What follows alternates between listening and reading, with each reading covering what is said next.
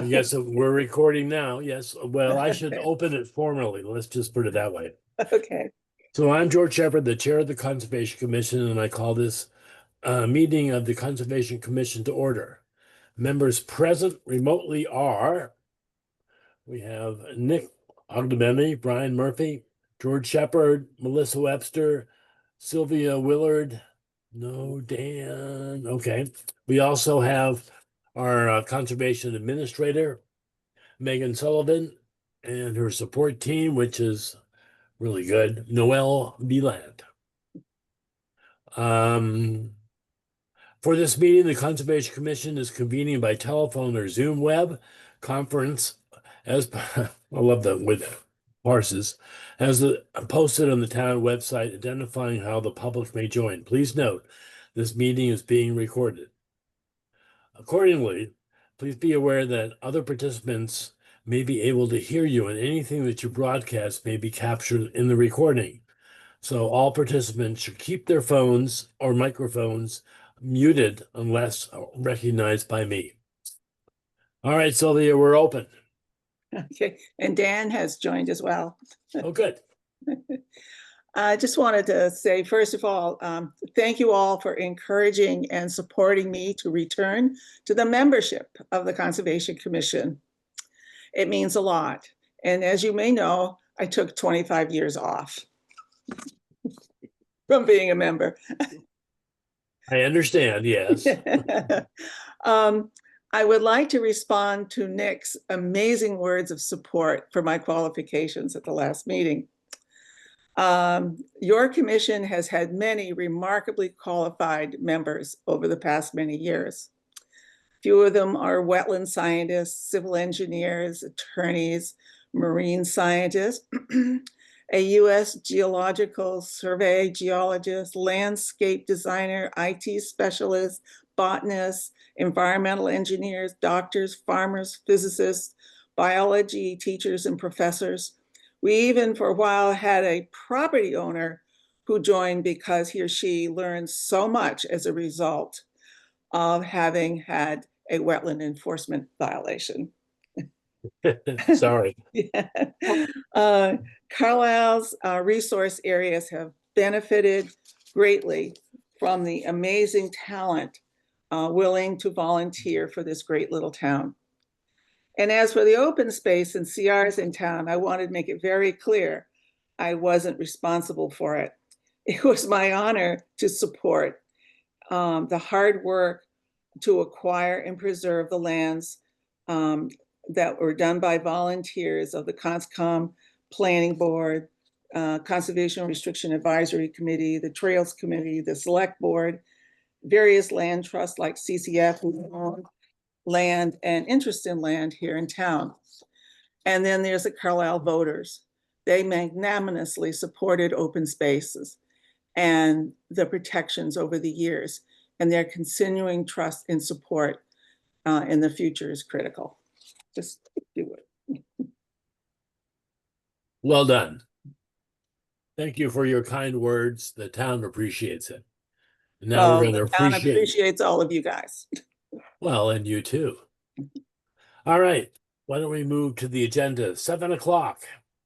We have a DEP file 125-1202-163 Sunset Boulevard. Well, okay, road. So the applicant is Shell U, and Megan, have we gotten all the information that we need, or do we need to kick this down the road again? I think we need to well, they requested a continuance again, but Okay. I think this might be the last time. We should have some revised plans very soon. So hopefully this is the last time you will have to continue this. All right. So the next item here is not until you just have to make a motion to continue it. Oh, okay. Sorry. Can I get a motion to continue this? So moved. That's Brian. Second? Second. No, thank you, Nick. Come on, Sylvia, you missed your chance to make your first motion. Okay, I was thinking about something. Sorry, I got to stop doing that. Yeah, you got it. Let's take a vote here. Nick. Aye. Brian. Aye. Melissa. Melissa? Muted. Aye. Dan Aye. and Sylvia? Aye. And the chair votes aye. Motion is passed. Okay, so next thing is not till 7:15, so let's move down to other items here. So we have minutes from number one is 8:28 and 9:11. I scanned through them myself and I had no additions. Anybody have any comments? Oh, I sent, the one for the August one, I sent my, recommended changes in, to Judy. And then I think also to Noel. Sorry, Noel, if I missed you the first time. And what's shown in the minutes that were submitted in the packet are the same as before and not the ones where I took care of some concerns that I had that weren't quite what was right. I do have those available, the clean copy, and I can send it to you all if you would like. But Um, Sylvia, next you meeting. remember the public then, right? You were not, What? you remember Right, the I was- public, yeah. not part of the commission, so. Right. And Sylvia, there's two documents in the packet. One of them is the red line, which I thought included your changes. yes, yeah. And if you want to just, I mean, that's all I sent was just adopting those changes. If that's all right with you, that's fine. Right, they're in it. The changes are in one of the documents in the packet, I It's think. in the red line only. What was in the actual Right. set of minutes was not the red line. All right, well, I must admit, I looked at the unredlined Yeah. and didn't catch the changes, so. Yeah. Um, The first clue is the title for Dr. Waddles is incorrect. He's now the bear and fur bearer biologist. And Judy put in an earlier title. She didn't realize he'd updated. And there were a few other things as well. okay. So has anybody had a chance to look at the redlined Yes, I minutes did. from 8:28? Melissa, yes. Yes, Any comments? no, So I kind of get a motion to accept the 8:28 as amended by Sylvia. so moved. So that's Melissa, seconded. Can I second? Well, no, you No, wrote I it. can't. I can't. Yeah, I I'll know. second it. I can't. So Dan seconded, so then we'll take a roll call vote. Sylvia, Abstain. I guess you should. Yeah. Dan, Aye. Melissa, Aye. Ryan, I have to abstain, I missed that meeting, so. sorry. okay, Nick, Aye. and the chair votes aye, the motion passes. Moving on to the 9/11/2025. Were there any comments from the commission members? I had one. I'm trying to find it. Sorry. Oh, that's the wrong thing. I mean, is it a significant change or something that's, It,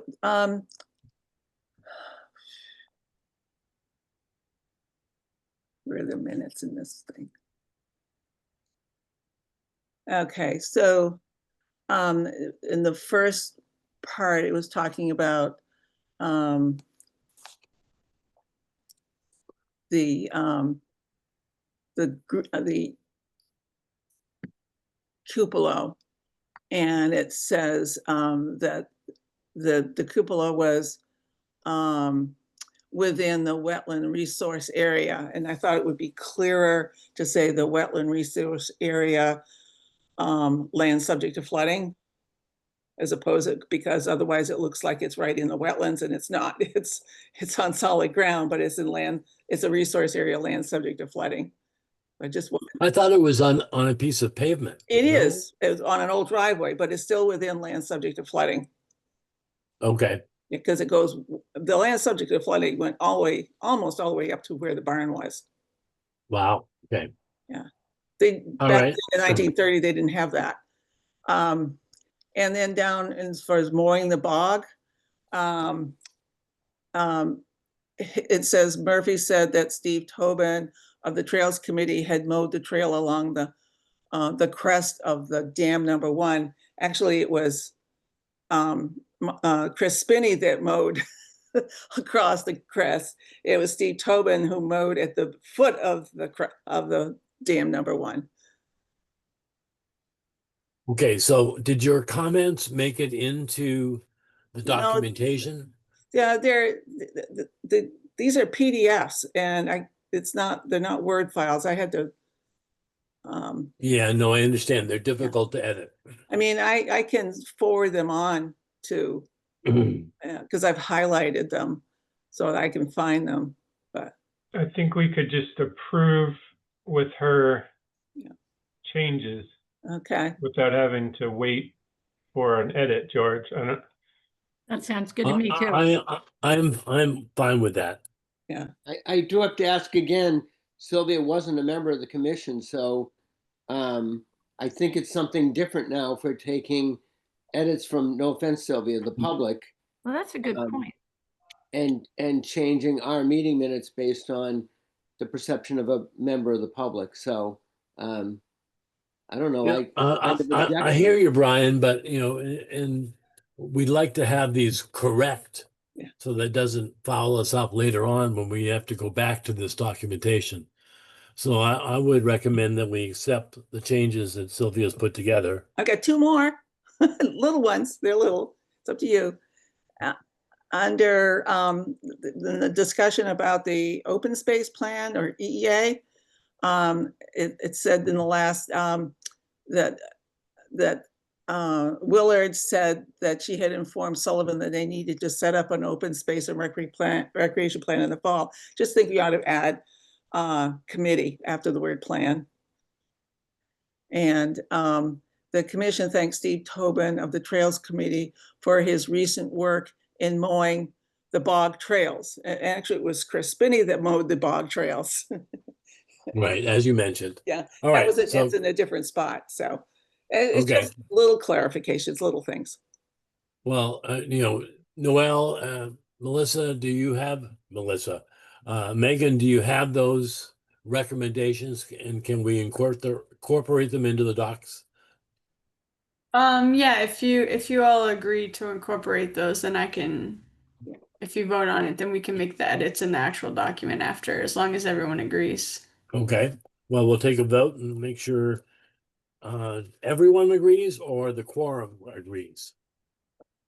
I move that we accept the minutes with Sylvia Willard's suggested edits. Second, Dan, Melissa, we'll take a vote. Nick, Abstain. Brian, Aye. Melissa, hi. Dan. Aye. I don't know, Sylvia has to abstain, I'll but abstain. George votes aye. The motion passes with 4. All right, it's now 7:17. We're going to move on to the public hearing part. Notice of intent, DEP file TBD 393 South Street. It sounds like this has progressed. Megan, do you want to give us a summary? So I think there's a representative here tonight that we could hear from first. Okay. Yeah. Hi. Yeah. Hi, Montgomery.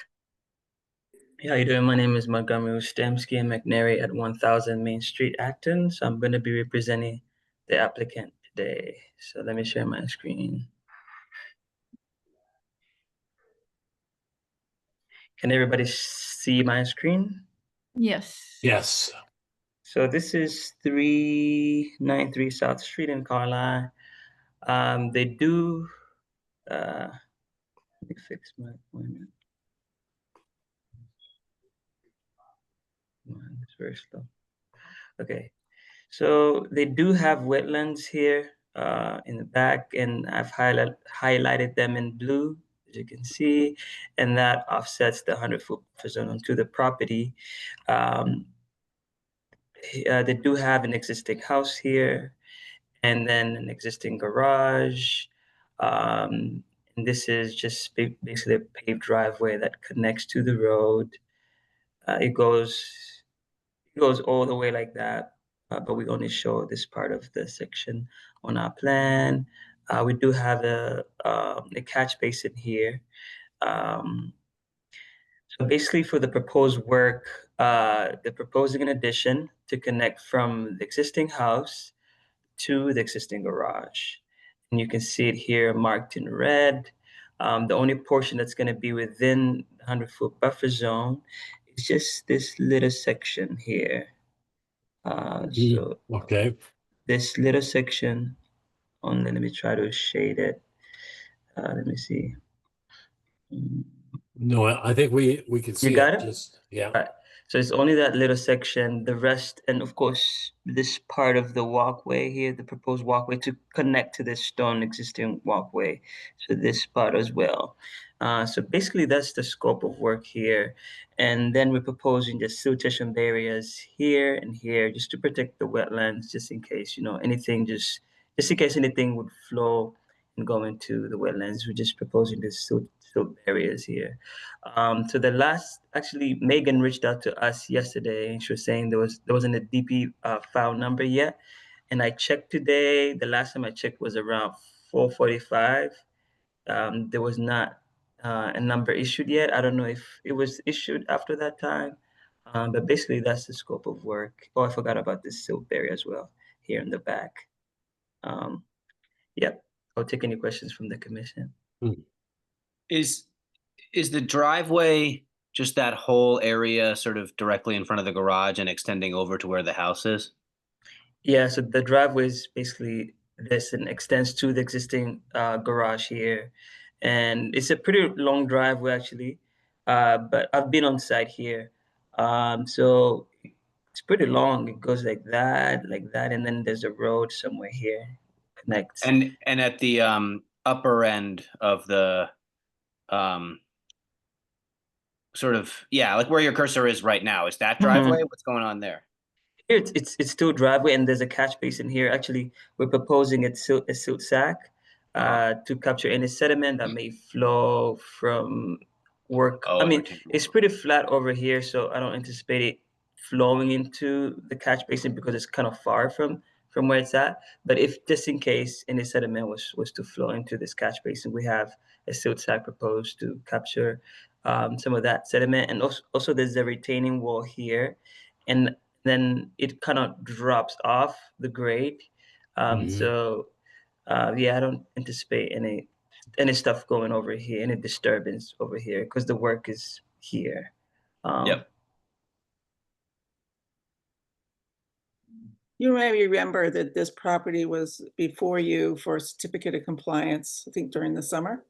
Mhm. Is the retaining wall raised at all at the end of the driveway or in the driveway pullout? Here? You know, just beyond the drain. I mean, Here, silt sack?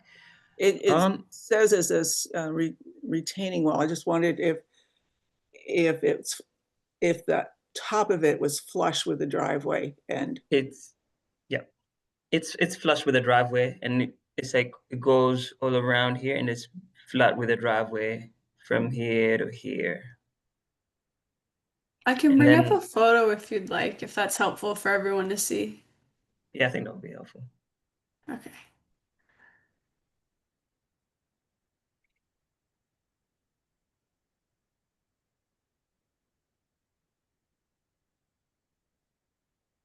Does that help?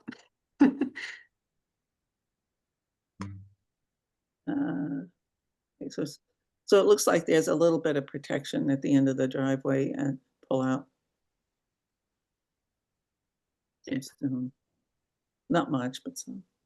There's a pond there, which is a concern. Is the pond on the plan? Yeah, well, Yeah, the It's what's outline flagged of- as a wetland, yes. Mhm.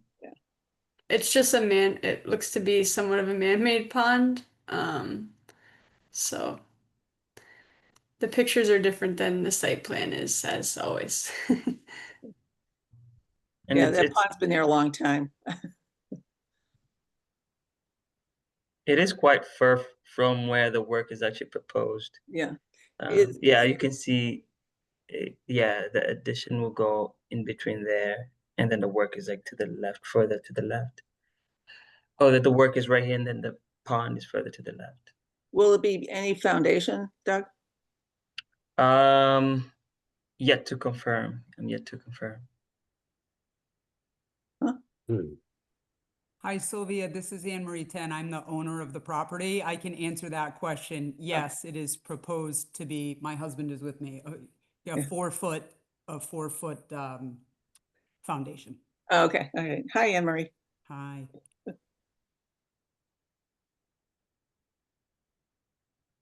I have a question.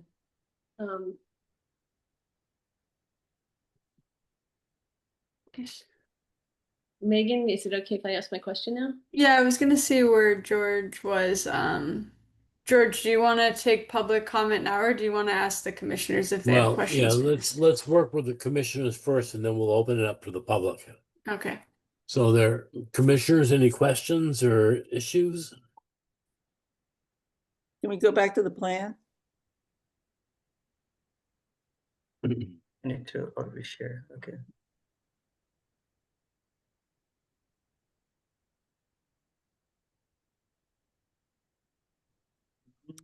So I assume the access is all going to be from about right in between the two buildings. They won't be going around the back of, say, the garage or anything No. to the side. And what's going to happen with the other garage, which is there on the left? They're going to keep that, I presume? Yeah, we do have shown it on a plan, so they're gonna keep it.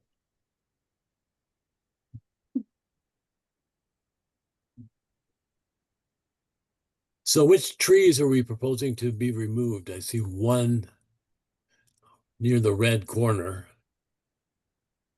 Yeah, that one. Yeah, yeah. Is it only one 16-foot caliber oak tree? Yeah, because it's really close to the proposed work. So it will get damaged, so of course it needs to come out. So it's only just one tree here. Okay, well, that makes sense to me. Mhm. So the well is right over there. Well, any other questions from the commissioners? Then opening up to the public? Go for it. I see your hand, but I don't know what your first name is. My name is Moira Byer. I'm at 215 South Street. Oh, I see. I see the name. Your first name and that last name are merged together Yeah. on your label. Okay. Yeah. Go ahead, Moya. The only question I had was about sort of protecting the integrity of the lighting at night in terms of, Mhm. sort of safeguarding the fauna in the area. And there's a little vernal pool over here. I just wanted to know if that was under the plans, or, if there were going to be spotlights, or, Well, I know Megan, Carlisle does not have, but I'm asking this question as, a wetland question and a protective question.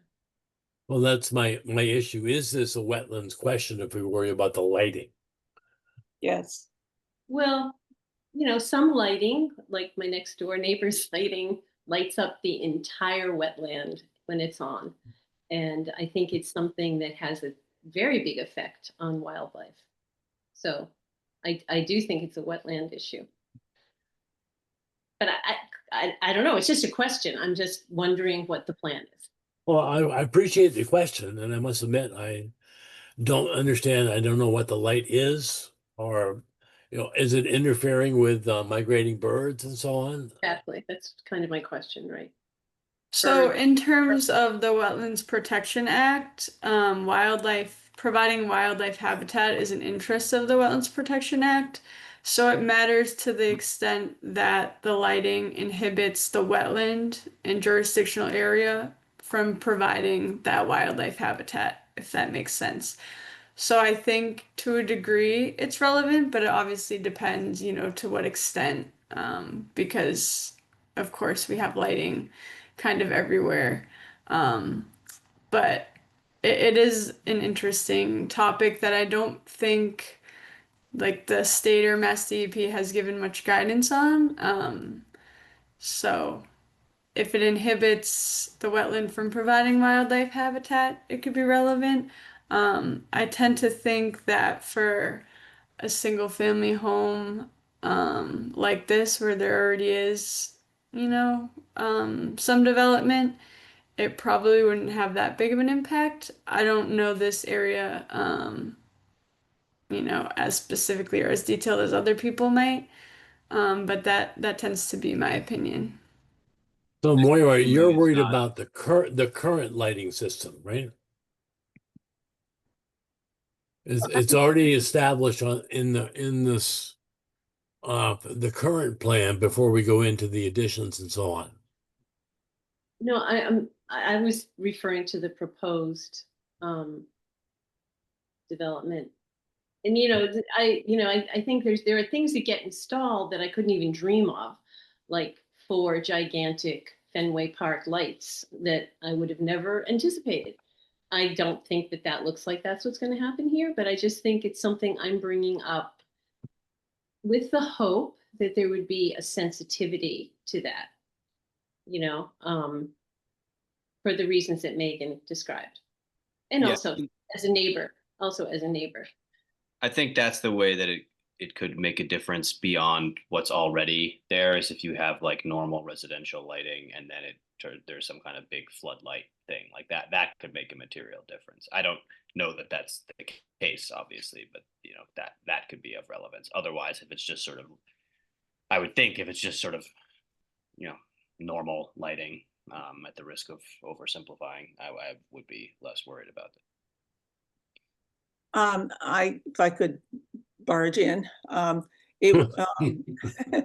Barge have away. been instances in the past where the commission has encouraged very low lighting or not lighting at all in certain areas at night, especially near a vernal pool, for example.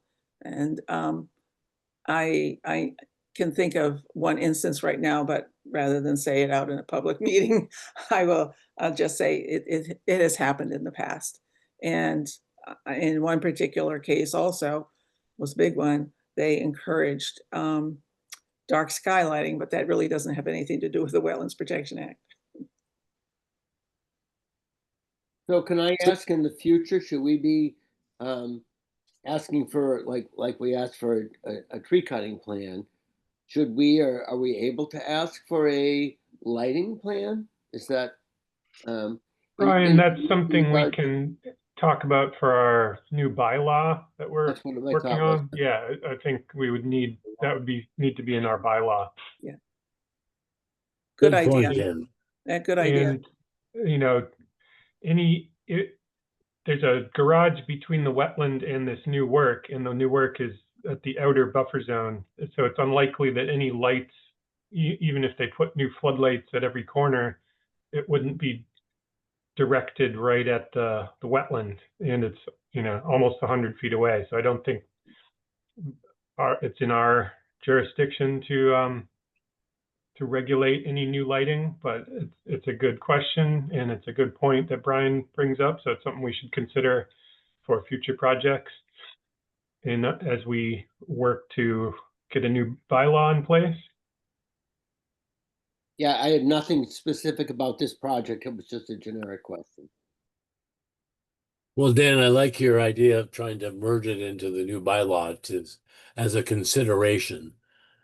At this point for us, it really does not impact the wetlands as far as I'm concerned, and I can be corrected if that's not true. I understand protecting wildlife is certainly important, but is that something that's our charter is my question.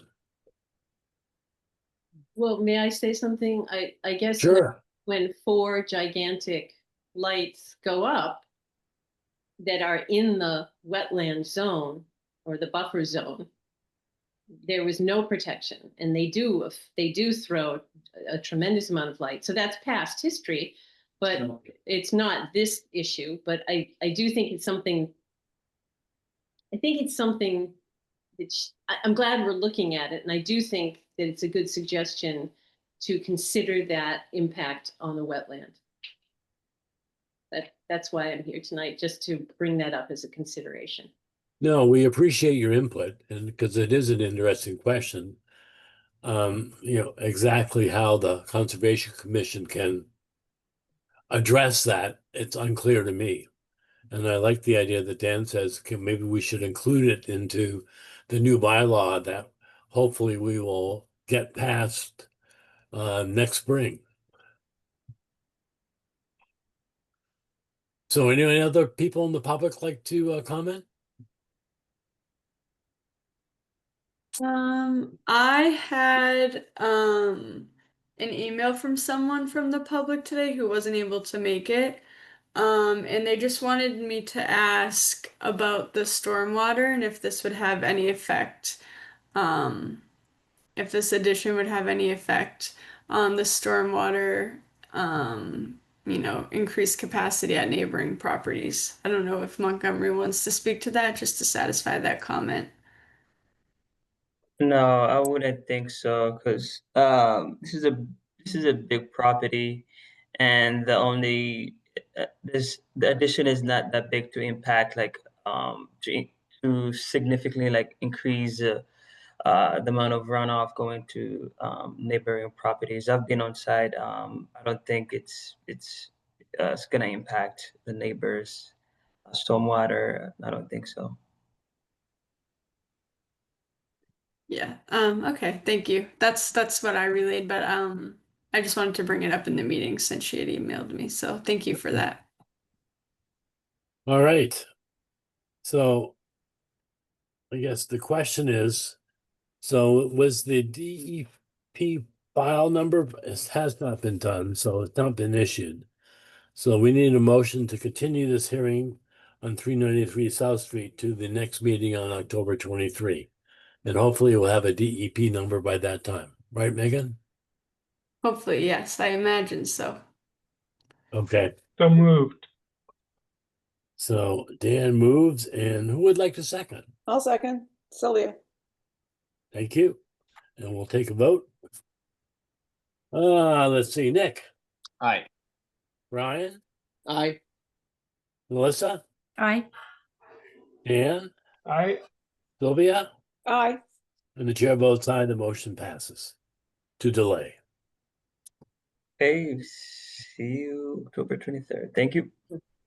Sorry, Montgomery, but it makes Yeah. sense. All right. Let's see. It's 11:36 right now. So we need to move on to the 11:30 period here. We have request for determination of applicability on DOA number 395, which is on 806 East Street. The applicant is Hugh Ritchie. And I gather, do we have a representative from the owner? Okay. Yes, we do. Hello? Can you hear us? I was looking for, are you online or on phone? Yes, we're on Kareen. Okay, I see Corinne. Yeah, Mac is Okay. fine, but my camera is broken. I apologize. Okay. All right. Would you like to describe what's going on?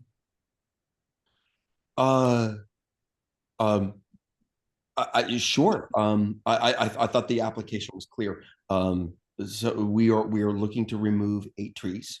All are codominant leader old pines that are within sort of a dangerous distance of the driveway and the power lines. All right. And Megan, do you want to comment? Yeah, sorry, I was going to try to get something up on the screen to share quickly. Yes, I took a visit to the site. All the trees that were referenced in the application do appear to be in close proximity to the above ground utilities, so understandable why they might want to remove those before they cause any problems. All the trees that they're looking to remove, they are on the edge of the driveway, but they are also in a wooded area. So one thing that Mac and I had talked about was possible mitigation. And so he was able to send me some pictures of a variety of saplings on the property that he says will benefit from the trees being removed. So not sure what the commission's stance on that is, but I can try to bring up some of the pictures that I have. So how many saplings were in this assessment? I think he said 20 or so. Let's see. Okay. Are they Yeah. native? Yes. Yes. So all the trees that we're talking about that are regrowing are the things that are regrowing since we've cleared out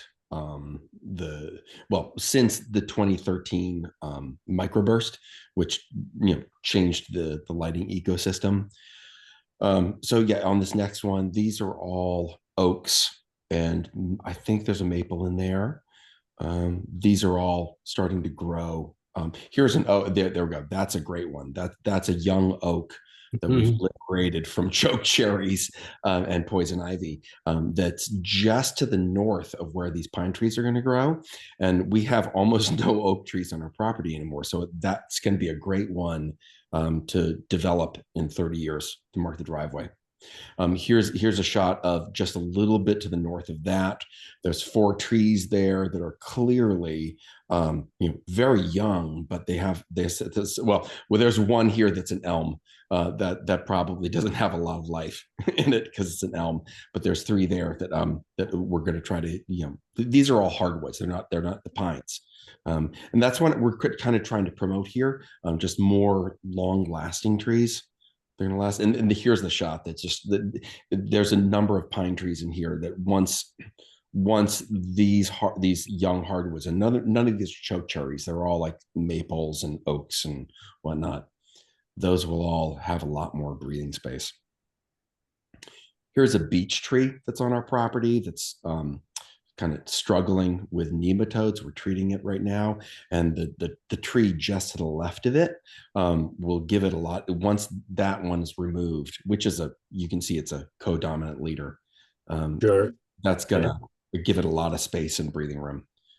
So we're a lot of these trees, they're all within striking distance of the cars, the trailer, the driveway. Every year we have something come down, and we're just trying to mitigate the likelihood of our lines getting taken down, as they do almost every year. Yeah. Well, I certainly appreciate the issue, and you are fortunate that nature is taking care of the loss of the big trees with giving you a bounty of new saplings. So I see no reason not to approve this, but I need to open up to the commissioners. Anyone have any comments? Anyone in the public like to step forward? I'm not the public, but I just point out that he abuts the town forest, so he's got a lot of trees nearby. I agree. All right, can I get a motion to approve this? Motion to issue a -3 and a -6 determination of applicability.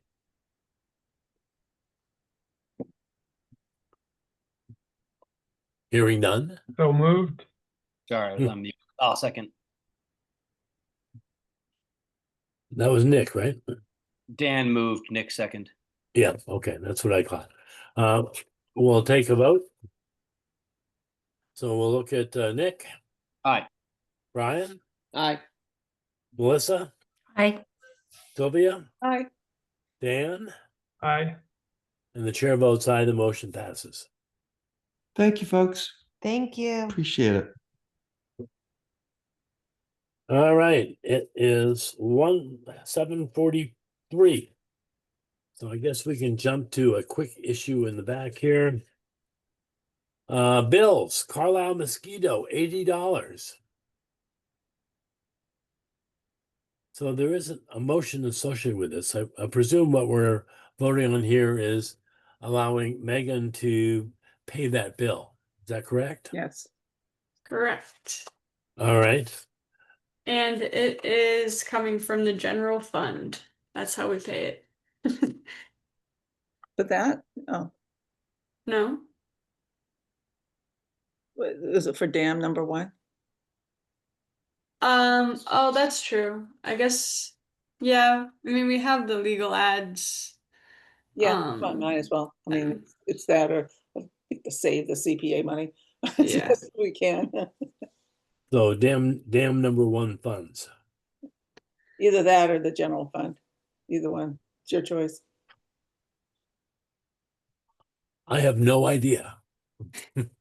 Yeah, it kind of doesn't matter. We have money in the general fund to spend on legal ads. Go for it. And we also could use the money that we have for the dam from the CPA account. But doesn't really matter. Well, what do you want to recommend general funds, and then we'll take a vote to approve? Sure.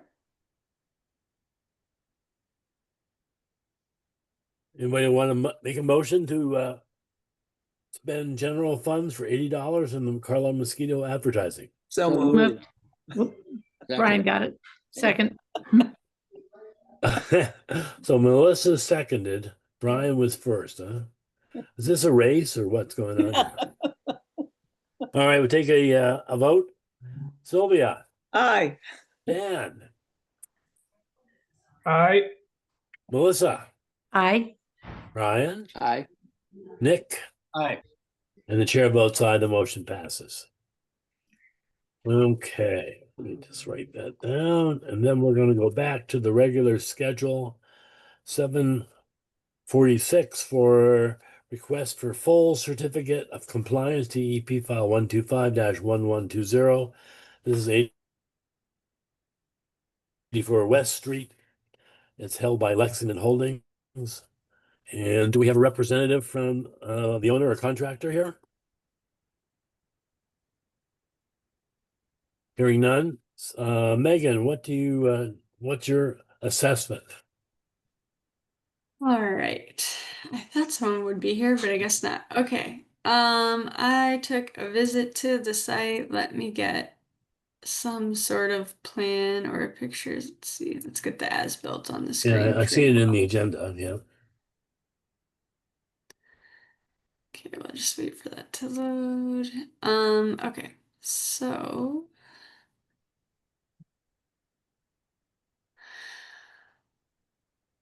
just zoom in a little here for you.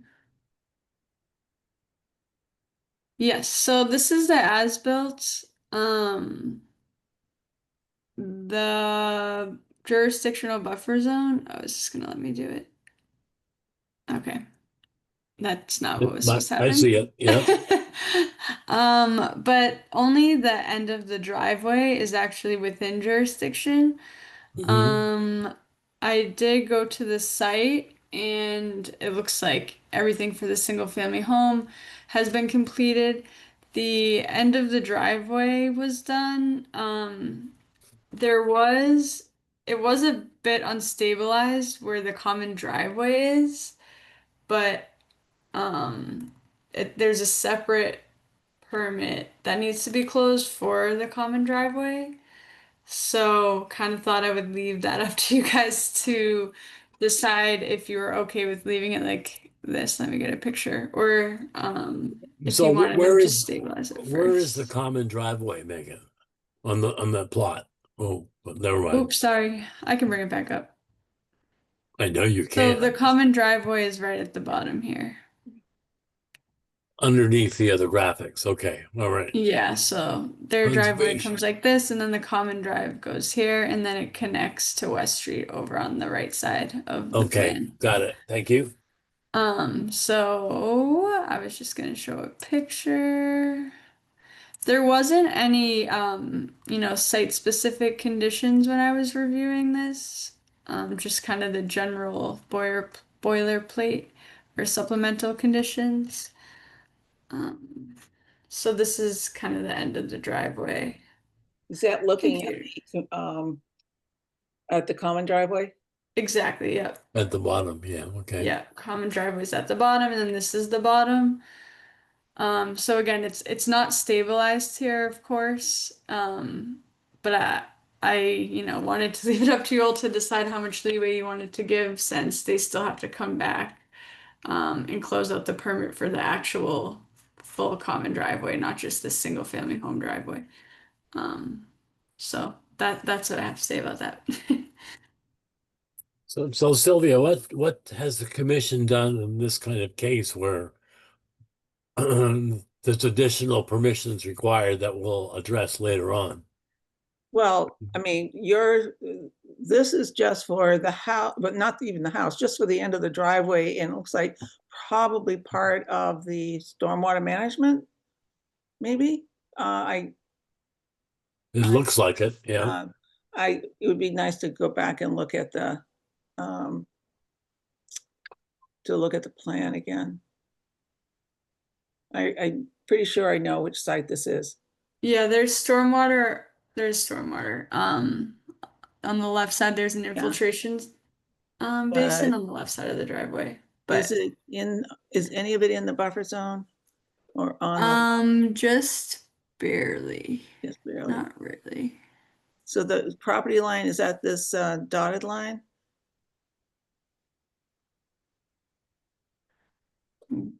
I'm not sure which dotted line you're referring to. Sorry, Oh, it was actually a dashed line at the end of the driveway, near the end of the driveway. This is a reserved area E and conservation restriction area. Oh, okay. All right. Is that what you're talking about? I guess so. Yeah, so I personally tend to think that they're going to be back anyways. They're obviously not done with the work on the big common driveway, and just for the single family home, the site looks to be stabilized, and our jurisdiction is really just that tail end of it anyways. But of course, that's up to the commission. Is the same person who's requesting this COC the one building the common driveway? I believe so. Yeah, it's all the same. Lexington Holdings. Yeah. Yeah. And do they have other outstanding orders that they'll need to come back to us for? Yes, I forget what the lot is. So yeah, that common driveway leads to another single family home. So they'll need to come back to close that out. And there's a wetland crossing in between the two. Oh. And if it's the house, I think it is, it's common driveway. It's beyond the intersection of Acton and West Street. You just keep going out West Street and take a left, and that's a common driveway there. Do they have the top coating on? Of the driveway? Of the single family home driveway? Well, yeah, the common driveway. That's the common driveway isn't part of the discussion really, is. Exactly, yeah. The common driveway isn't paved yet, only the single family driveway, and it does appear to have a coating. So they got a lot of work to do there. Yes, exactly. Yeah. Okay. So I would recommend that we issue a full certificate of compliance for 84 West Street, DEP file 125-1120, and we will tackle the issues of the common driveway in the next go round. Okay, I'll make that motion as George indicated. Okay, Dan, seconded? I'll second. Sylvia. And we'll take a vote. So Nick. Aye. Ryan. Aye. Melissa. Aye. Dan. Aye. Sylvia. Aye. And the chair votes aye, the motion passes. All right, what do we got here? 7:53, it looks like. Moving on to public meeting request for a full certificate of compliance to EP file 125-1203, 42 Bingham Road, Michael Napier. So this is a retroactive landscaping and hardscaping within the 100-foot buffer zone. Do you have a summary, Megan, or is there a representative from the owner? There is a representative here. I believe Nathaniel from Stamsky McNary is here. Okay. Yeah, I'm here. I don't really have much to say about this particular one, though. It was just after the fact work. Nothing was done. There's really nothing, in my opinion, to say about it. So I can let Megan take over, but I'm here if you have any questions. Thank you.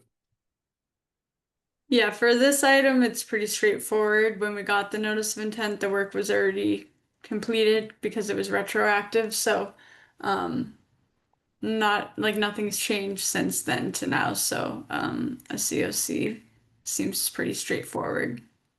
Okay. Can I get a motion for a COC for 42 Bingham Road? I was just going to ask a question. Sure. Can't remember. Were there any continuing conditions associated with that notice of intent or the order conditions? Not any that were not in the like standard supplemental ones. I don't believe the commission put anything extra on it. I do know that they noted that once an as-built plan was submitted, that they wanted to have the markers on the as-built plan, The markers the for the permanent conservation area? markers. Yeah, and that is on the as-built plan for this item and Oh, the next excellent. item we're about to address. So we Excellent. can take a quick, closer look at the next item. So can I ask about, I believe there were a couple of trees on that property that were on town property that were cut and they were supposed to be replanting. Do you know if that was accomplished? I can answer. Do you want me to answer that?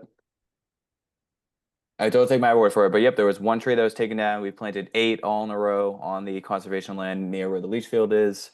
If you're looking at the plan, it's on the northernmost portion of the site. And they're called out on the plan. I confirmed that too, Thank you. at least 2 years ago. So, Well, I don't see anything in the agenda that mentions tree planting.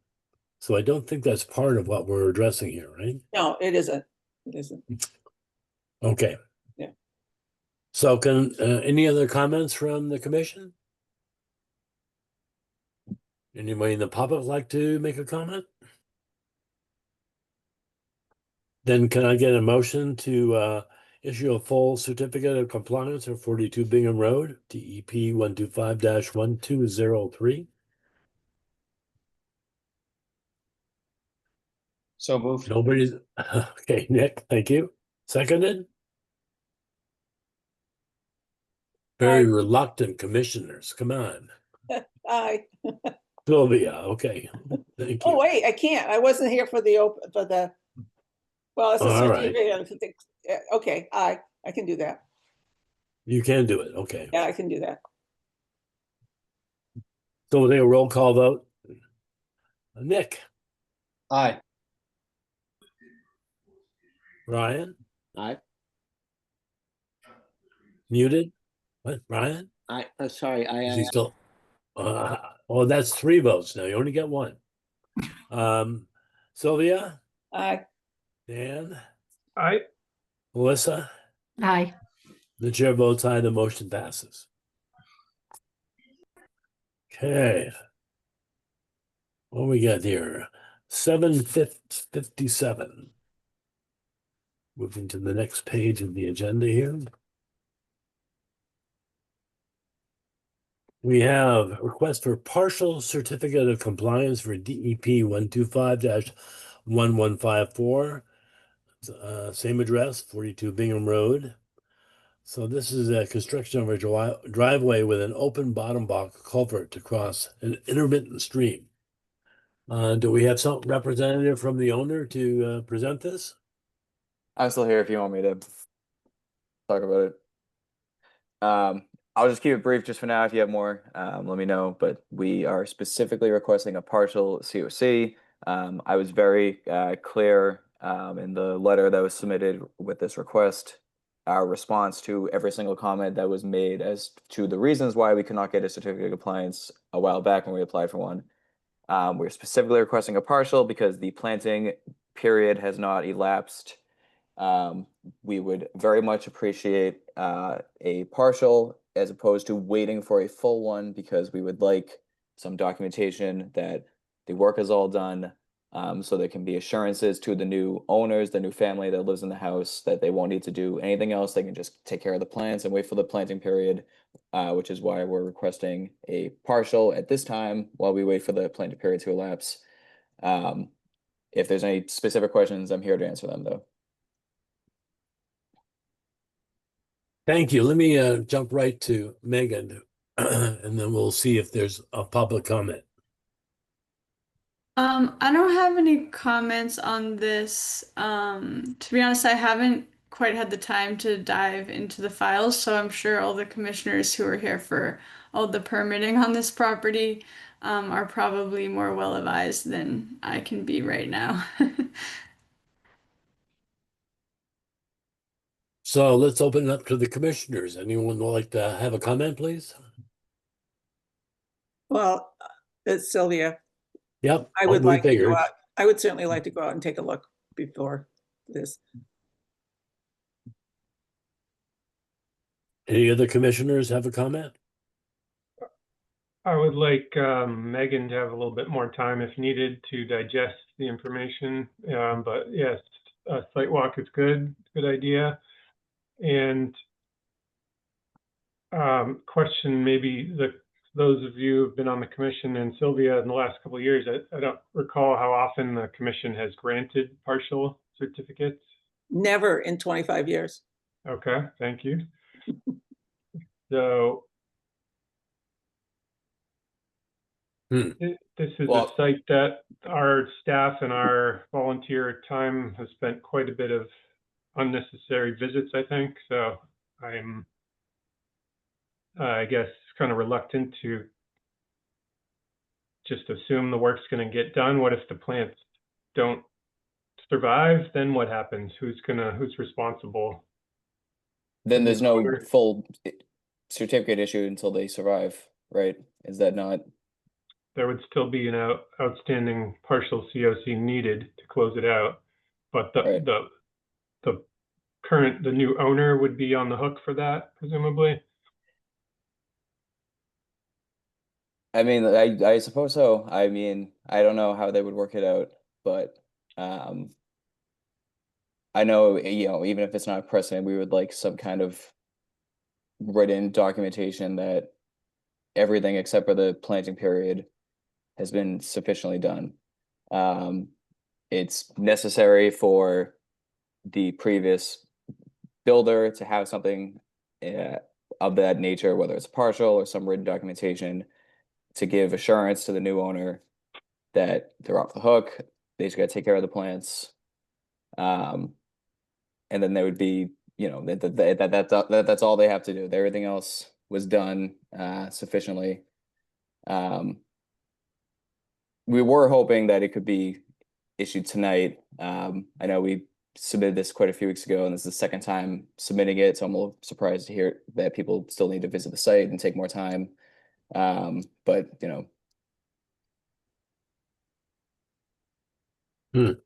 This crossing was also subject to quite a bit of peer review as well. It would be really good to have an opportunity to take a look at it. I mean, and Megan as well, and anybody on the commission. We spent a lot of time out here. Yeah, I was just gonna say in response to those surprise comments, the site history here is pretty extensive, and I think a short leash is pretty warranted given the numerous problems that have occurred here over the years. So could we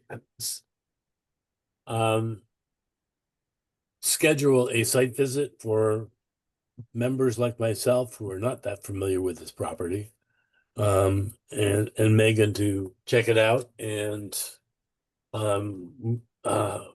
move this to the next meeting, which is 2 weeks away.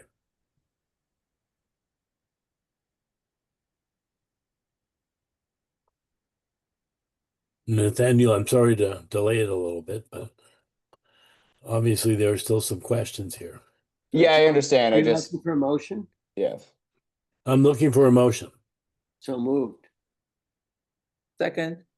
to have a site visit, correct? Yes, right. I'm sorry, who did the second? Sylvia, Sylvia. right? Okay, Okay. thank you. And we'll take a roll call vote, please.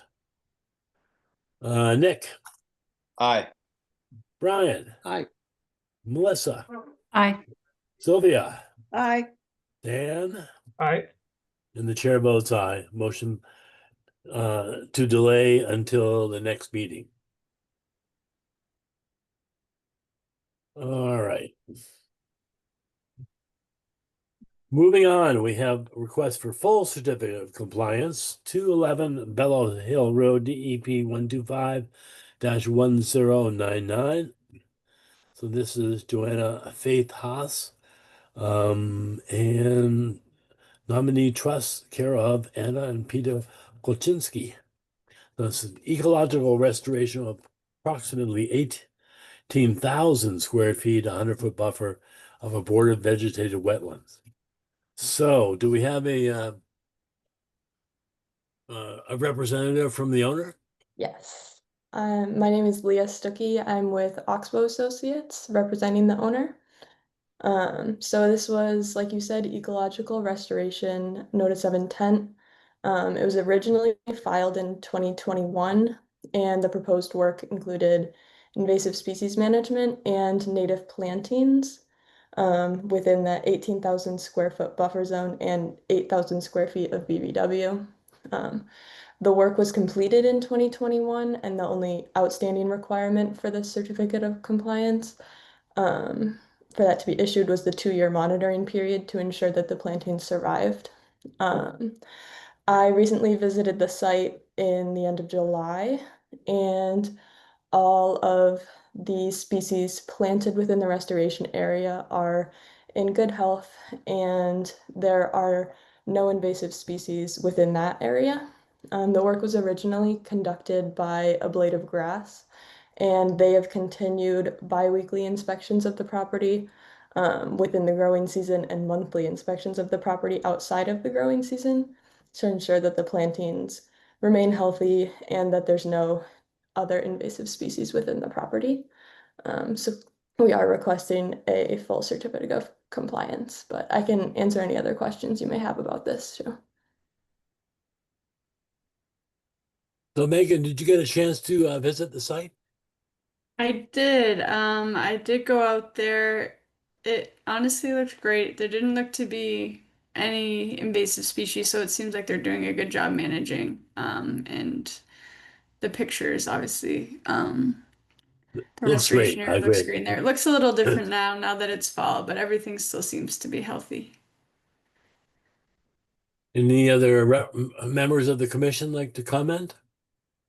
All I could say is that this property, well, we recently issued, or you recently issued a certificate of compliance on other projects on this property. And this one and the next one were the two outstanding.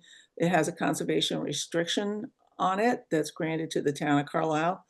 And sometimes when such like a COC is requested or even a filing, we let the Conservation Restriction Advisory Committee know ahead of time, but they were just there. So looking at the other one, so I don't know if it's that necessary this time. It would be up to you whether you want to do that. Well, I think we can treat them separately, and I'm impressed with what seems to be happening out there, and Yeah. I'm glad Megan agrees with that. So, can I get a motion to issue a full certificate of compliance for 211 Bellows Hill Road, DEP 125-1099? So moved. That was Brian and Nick. Nick. Thank you. We'll take a roll call vote. Nick, Aye. Brian, Aye. Melissa, Aye. Dan, Aye. Sylvia, Aye. and the chair votes aye. The motion passes. Thank you, Leah. All right, same property. Full certificate of compliance for 125-1079, same address, 211 Bellows Hill Road. Restoration of a native plant community within 9,950 square feet of BVW and approximately 26,550 square feet of the 100-foot buffer zone. Whew. So was do a we have big any project. pardon? It was a big project. Yeah, it sounds like it. Yeah. I was not familiar with that. Hmm. Aaliyah, are you going to represent this one too? Yes. Okay. Yeah, so this was very similar project, but a little bit of a larger scale. It was invasive species control and then native plantings as well. And then, as you can see in this picture, there were a few trees which were felled and snags were left in place and the tops of them were dropped into the restoration area there. This area, during the site visit, I walked through the area and I found 3 individual stems of invasive species. I found a Morrow's honeysuckle, a glossy buckthorn, and 1 purple loosestrife. I flagged these with just a flagging tape, and they were marked to be removed by a blade of grass during their next site inspection because they've been conducting bi-weekly inspections on this property as well. It's just on the other side of the driveway as the previous restoration area. The only difference with this order is that this one has a continuing condition for invasive species control. So they're planning to continue invasive species treatment in the future with this, conducting the bi-weekly inspections during the growing season and monthly outside of the growing season, as well as we're planning to have an annual meeting with someone from Oxbow to go review the site in June of every year to just get a second set of eyes on it and make sure that everything is in the best shape that it can be and the restoration continues. So the continuing resolution for invasives, how long does that last? I mean, is it next century or? I don't think it has a timeline on it. It's just for the foreseeable future. Okay.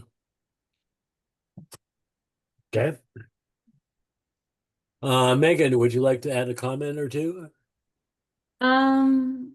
I don't really have anything to add. I visited the site and saw both restoration areas, so I'm good with this one too. Well, I appreciate the plan that you outlined, Leah. It certainly makes sense to me. Any of the commissioners like to add a comment? I know what it looked like before, and this is a remarkable improvement. Thank you, Sylvia. See, your experience is paying off already. Oh, it's in my neighborhood, so Okay. I strolled my babies down there for years. Any one in the public like to make a comment? And George, I just want to commend them for the level of effort they're putting in with their consultants and the ongoing monitoring and, doing this voluntarily to improve a resource area. So I think it's a great project. Sounds good to me, Dan. I appreciate that. All right, can I get a motion to approve? So moved. That sounds like Brian. Second. Melissa, we'll take a roll call vote. Oh, let's see. I'll start at the bottom this time. Sylvia. Aye. Dan. Aye. Melissa. Aye. Brian. Aye. Nick. Aye. The chair votes aye. The motion passes. Very good. Well, we're doing rather well in our agenda here. Of course, now we get wordy. All right, moving on to new and pending business. We have a discussion of the fire station renovation project. Is Scott present?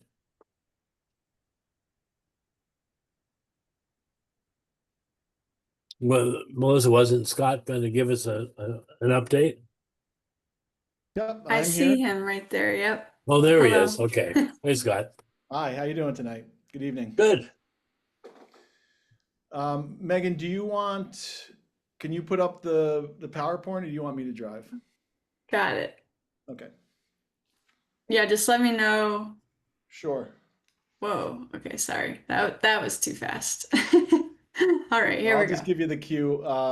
So my goal tonight, really, I'm out meeting with the different committees just to bring everyone up to speed on the fire station renovation project, to get any questions you might have, and also communicate some additional recent information. And I'll note that both the select board and the finance committee have voted to recommend this article.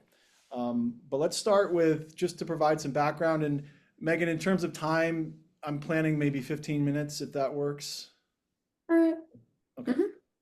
So one, I wanted to make everyone aware of what the renovation project's goals were going into this. And from the select board, it was promote workforce attraction and retention for our on-call firefighters. I'll talk about the on-call fire department is a real asset to Carlisle, both in terms of the level of fire response that it enables, given we don't have municipal water, and also from an economic standpoint. The staffing costs of maintaining an on-call department are far less than what it would cost to staff a career fire department. And that's something that the information gets into and I can speak to more, but for now I'll leave it at that. Obviously, we want to meet the modern health and safety standards for our firefighters. And right now, if any of you have toured the fire station, it simply does not meet what would be considered modern health and safety standards in terms of having improper decontamination areas, equipment stored on the bay floors, equipment blocking access to the fire vehicles. There's a host of issues with our current fire department or fire station. We want to accommodate gender equity within the facility. Currently, we have a single-sex locker room and bathroom facilities. As we look to maintain on-call and recruit more volunteers, it's important that we can have male and female volunteer members in a space that's appropriate to accommodate them.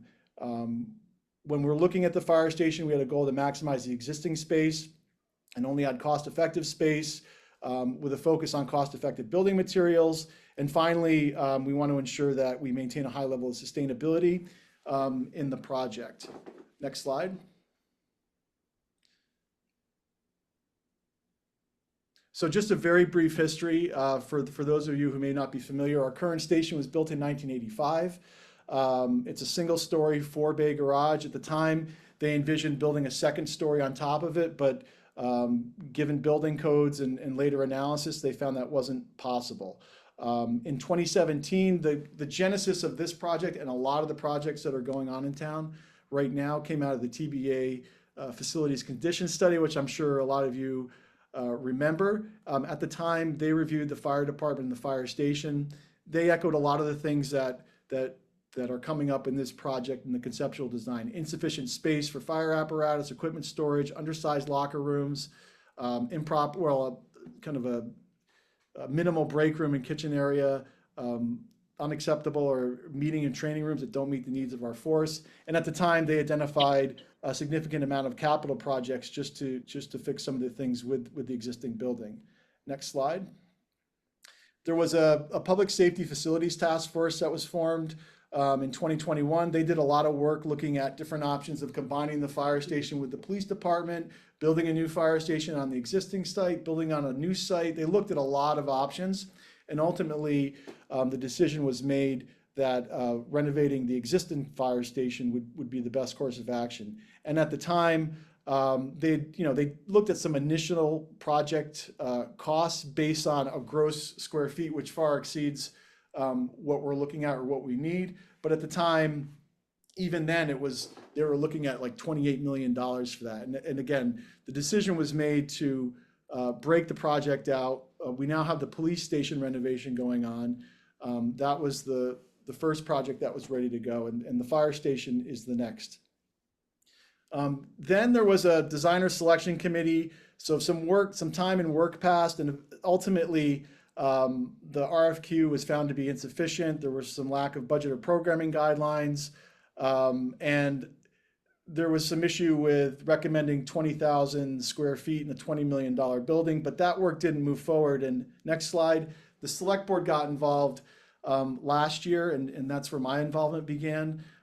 We selected the OPM and an architectural firm, Tecton, last year using some ARPA funds that enabled some initial work to begin. Tecton worked with our fire department closely to do a new needs assessment analysis that drove some square foot recommendations. They presented the select board with a concept in April, 3 different concepts actually.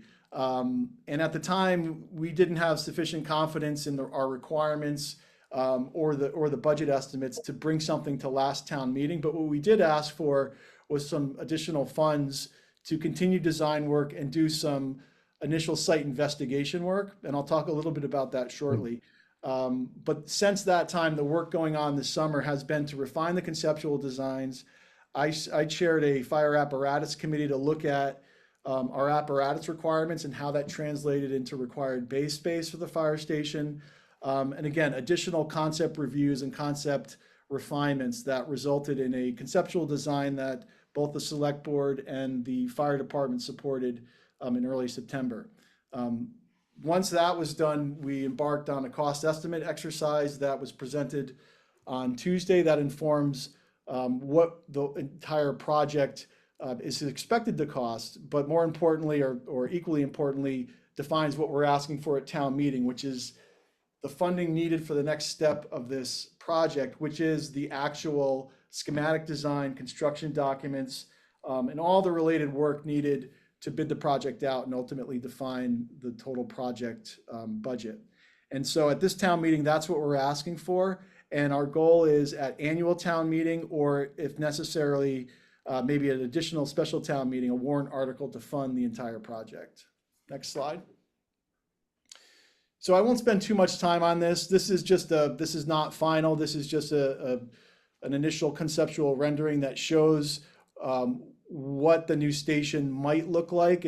And I think the key things to highlight here in the front is the existing station. The plan is to essentially utilize the entire existing station, all the current apparatus bays with some modifications. And the bulk of the work is an addition that would be behind it that would accommodate areas for decontamination and health and safety and training. Next slide. This is a look at the floor plan.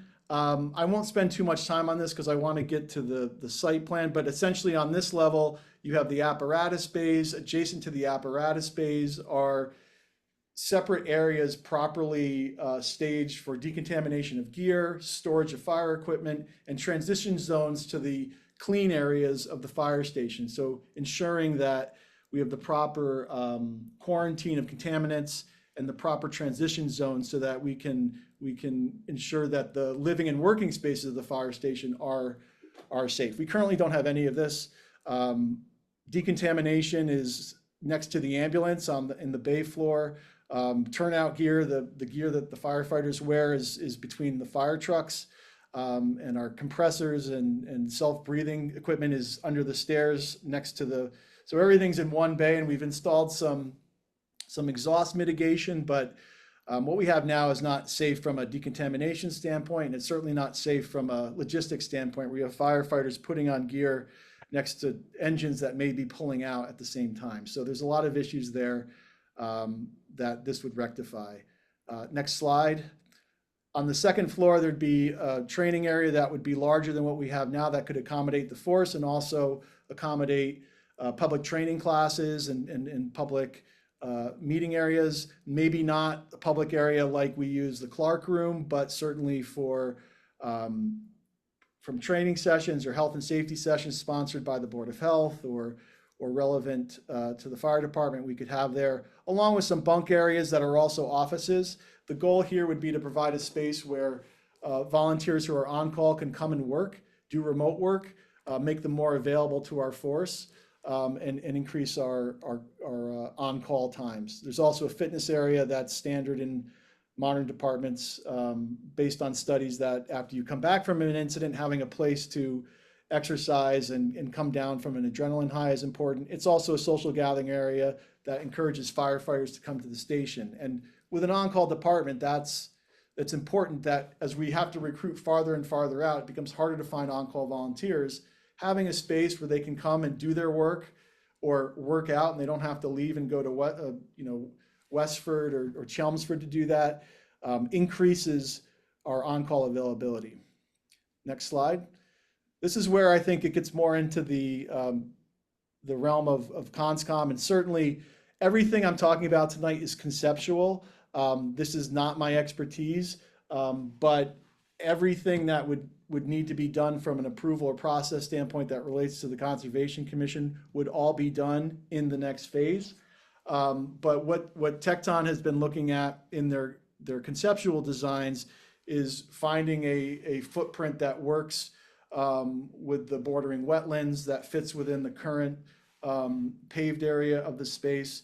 And on the next slide, let me see what we have. They did some, and I'm not sure if you're familiar with what they did or have seen the documents, but they did do some initial site investigation for this project. What's on this slide is literally what was presented to the select board. I can't really speak to the specifics of it. There's a link in the document that will take you to the actual investigation documents, but they looked at a number of things as this initial assessment of the site to see what was possible and to inform the conceptual design. Has anyone seen this, or was anyone involved in this? Not I. Okay.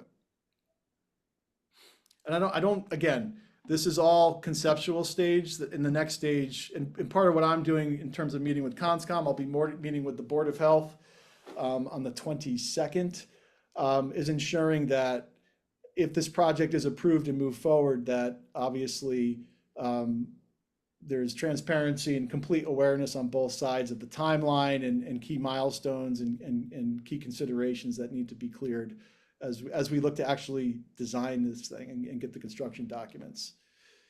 Next slide. Before you go on, can I just ask? It said, yep. It said loamy sand, but then it said not suitable. I'm just confused why that would be even be. Which, let me see. Percolation test. Existing leaf of general fill loamy sand, which is not suitable for leaf. Yeah, I'm not sure on that one exactly.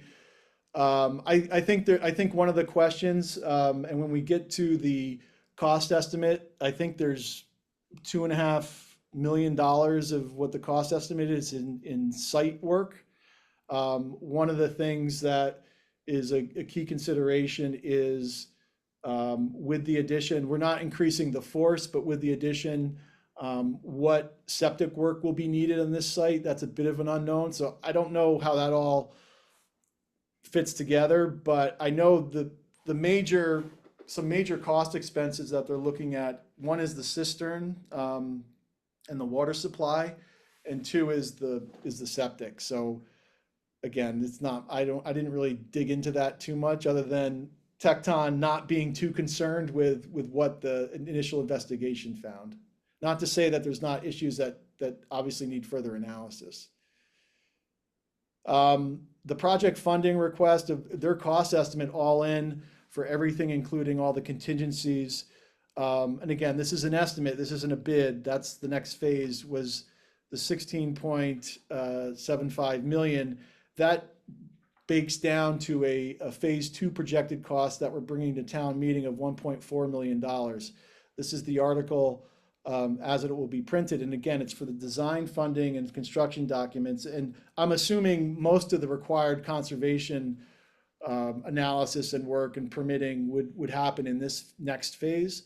The select board recommended passage of the article, and I was just at the FinCom, and FinCom also supported passage of this article. Next slide. There's a ton of information on this project available. This is a link to the project website, and it does also include, as does the other link, the site investigation documents. It includes a lot of background. It includes additional information and presentations from the process. So we're trying to, push it all out there. And the other thing we have is on Tuesday of next week at 6 o'clock, next slide, and we can go back to this one. At 6 o'clock, there's going to be a public tour of the fire station hosted by Chief Soros. so people can understand the existing station, understand some of the fire operations, and inform their view of what's being proposed. That's going to be followed by a presentation by Tecton on the conceptual design, and that'll also be an opportunity to ask questions about the work done to date, including the site investigation work. There's a video tour that's posted that shows you the fire station with Chief Soros. This presentation will also be recorded and posted for the public. And obviously, I think, again, the permitting process and all this stuff is not my area of expertise, but Tecton is available at any point to answer any follow-up questions at this stage in the project. And again, we're just in conceptual design right now, but it's important that everyone is aware of what we're looking at and where we're potentially going. And that's kind of my blast on this. I covered a lot of ground. And again, my goal tonight is just to get on the radar and make sure people are aware of this, and also make sure aware of what information is available. And obviously, again, connect you with Tecton if you have any questions at this stage. Well, Scott, thank you very much. It's a pretty thorough presentation. We appreciate you taking the time to present it to us. I will open it up to the committee. Anyone have any specific questions at this time? Is there anyone in the public who would like to put forward a question? Then I guess we have enough information to follow the process and see how it goes. And clearly we need to do something in town, and we just have to get enough voters to approve it. So Scott, thank you very much. Yeah, and again, if anyone ever wants a tour of the fire station, either before a special town meeting or after, let me know. I'm happy to set that up with Chief Soros. No, I want to tour the new one. Yeah. Oh, That's okay. going to cost Never you. I want All to right, thanks, Scott. too. But yeah, happy to answer any questions, and thank you for your time tonight. Thank you. All right. Moving on, we had discussion of the Trails Committee work at Davis Corridors, 2 Rod Road. And I know Alan has been lurking in the background for a while, so should we just jump right to you? Yeah, is screen sharing enabled? Can I share? Yep.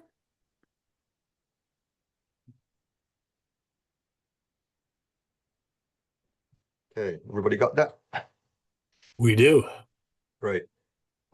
So we're planning on doing some more improvements to the 2 Rod Road Trail this fall. This is a 350-year-old road that used to be the main road from Carlisle to Concord. It was long abandoned as a road and has now become a trail that starts at Markham Meadows and goes on into the Esterbrook Woods in Concord. Over the years, the roadbed has kind of become dished, and it's sort of become a collection point for organic materials, like from decaying leaves and stuff like that, and it seems to kind of pool water when it gets very wet. So this has resulted in large muddy areas, especially in 2023 when we had that really wet summer. Most of this trail was pretty boggy. So because of the wet muddy sections, we've been looking at how to address that, and our typical solution is to build boardwalks, but this is just a really daunting prospect to build about 1.5 miles of boardwalk. So we started looking at alternative solutions.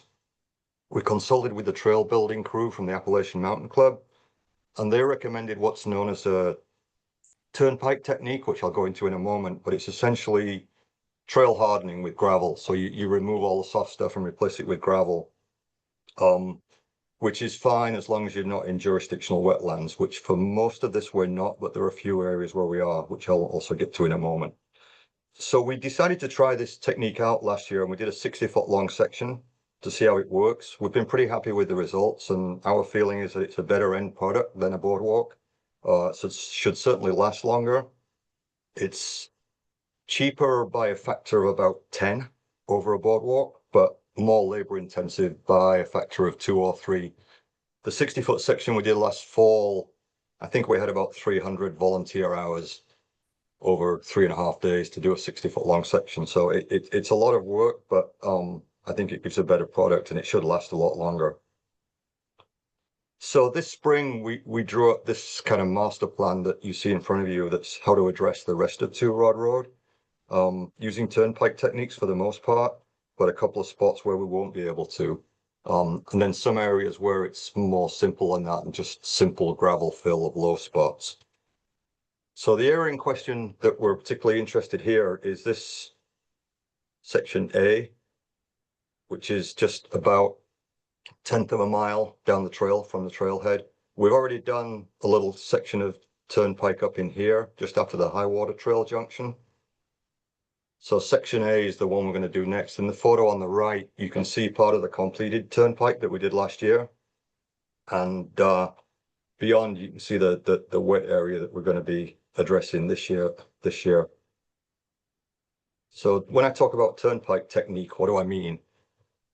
This is a condition we have at the moment. The brown is kind of my attempt to show organic material, and then the gray is rocks and the original gravel roadbed at the bottom.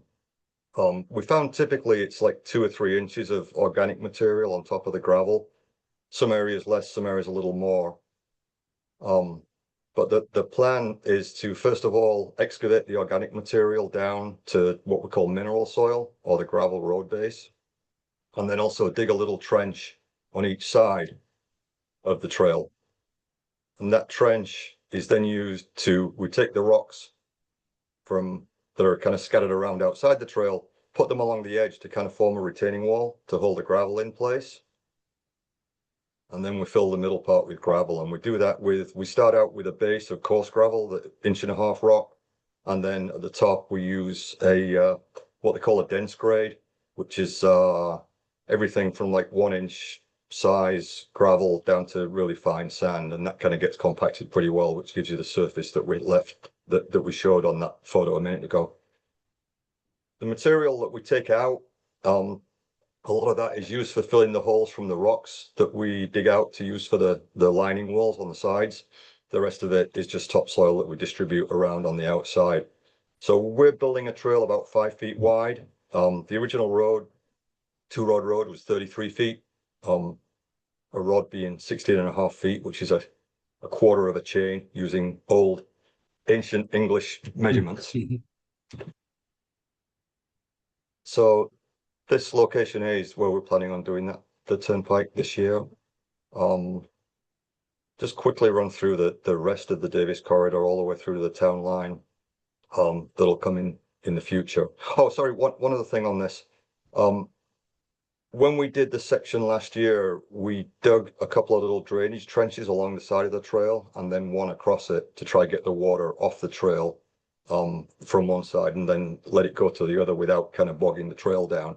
So over one of those little drainage ditches, which is I don't know, maybe 6 inches deep, something like that, we actually built a little mini boardwalk just 6 feet long. So our new turnpike will butt up to the end of the boardwalk at both ends when we do it this fall. Location B will be the next area beyond, which is again mostly turnpike. So one of the things we noticed here is that because there's such a well-defined kind of trough where the trail is, and a lot of rocks along the side, in some cases we won't even need to build the rock wall on one side because it's already there. So we'll use the rocks that are there on one side, and then dig a trench and build a rock wall on the other to retain the gravel. Location C, you can see in red here, I've got jurisdictional wetlands. That's in the area here where it gets very, very wet, and there we know we'll need to put a boardwalk across it. So we were thinking about trying to do that this fall, but we had too much else to do. So that's probably going to be on the agenda for maybe next fall. And location D beyond is a similar situation where, based on some informal discussions with Dan Wells, that would also be jurisdictional. So we need to put a boardwalk in. And the plan there would be to do a boardwalk that gets us far enough away from the really wet section, and then do gravel beyond that. The other areas are various combinations of turnpike and just simple gravel fill that'll take us down all the way to the Concord line. So this was a prioritized plan that we came up with in the spring. We haven't necessarily done it in this order. We've done the location A short boardwalk. We were just going to do a temporary solution with duck boards here and then think about doing locations C and D, but we thought the best thing to do would be to work on location A because that allows us to complete a small loop with the Malcolm outer loop where there's actually a dry trail. Everything beyond that kind of is sort of an extended walk down into Concord, but this allows us to have dry conditions for the loop into the Malcolm Preserve Trail. And we put in some boardwalks in the Malcolm Preserve a couple of weeks back. So that's the short version. I'm happy to answer any questions if anybody has them. And would you like me to continue sharing? Yeah, maybe I will in case somebody has a question at the point too. Well, Alan, thank you very much. And thank you to the Trails Committee for volunteering to do all this work. We get a lot of help from other people too. So anyone in the commission have any questions or issues they'd like to raise? Just thank Alan and Steve for their time. And yeah, I did walk it with them at one point, and every time we get a heavy rain, I walk it myself. So for future projects, guys, just keep me in the loop. I'm happy to share more opinions and input, but I'm grateful you guys are doing all this. All right. Anyone in the public like to ask any questions before we move on? All right, Alan. Well, thank you for your time. Thank you. Thank you. All right. Now for a discussion of the Cupola kiosk, the Reno property. Megan, do we ever figure out where they actually want to put this thing eventually? They're not looking to put it anywhere. They're looking to keep it where it is. Right on the Reno property. Yes, on the Greeno property. So, this item came up at the September 11th meeting that we had. Yep. And then I organized a site visit, but I don't think any of the commissioners could make it. So I ended up meeting the chairman of the president of the Historical Society. And we took a look together. And I took some pictures. My evaluation is it's of course in a jurisdictional area, bordering land subject to flooding, 100-foot buffer zone. But it currently sits on a paved surface, which is impervious. So in terms of its impact on the flood zone or the buffer zone, in my opinion, it's not having any impact. So I don't think it's necessary to permit. But again, that's up to the commission to decide, but I just thought I'd offer my professional recommendation there. All right. Was Philip Drew going to join us or? So I he didn't said see that him, John Trost, I believe his name was supposed to join, but I hadn't seen him on here. So okay. I don't know what Well, happened. then let's turn to the commissioners. Anybody have any comments on the Cupola kiosk? Well, before we do, Megan, do you have pictures or I got pictures from somebody. Yes, let me pull that up right now.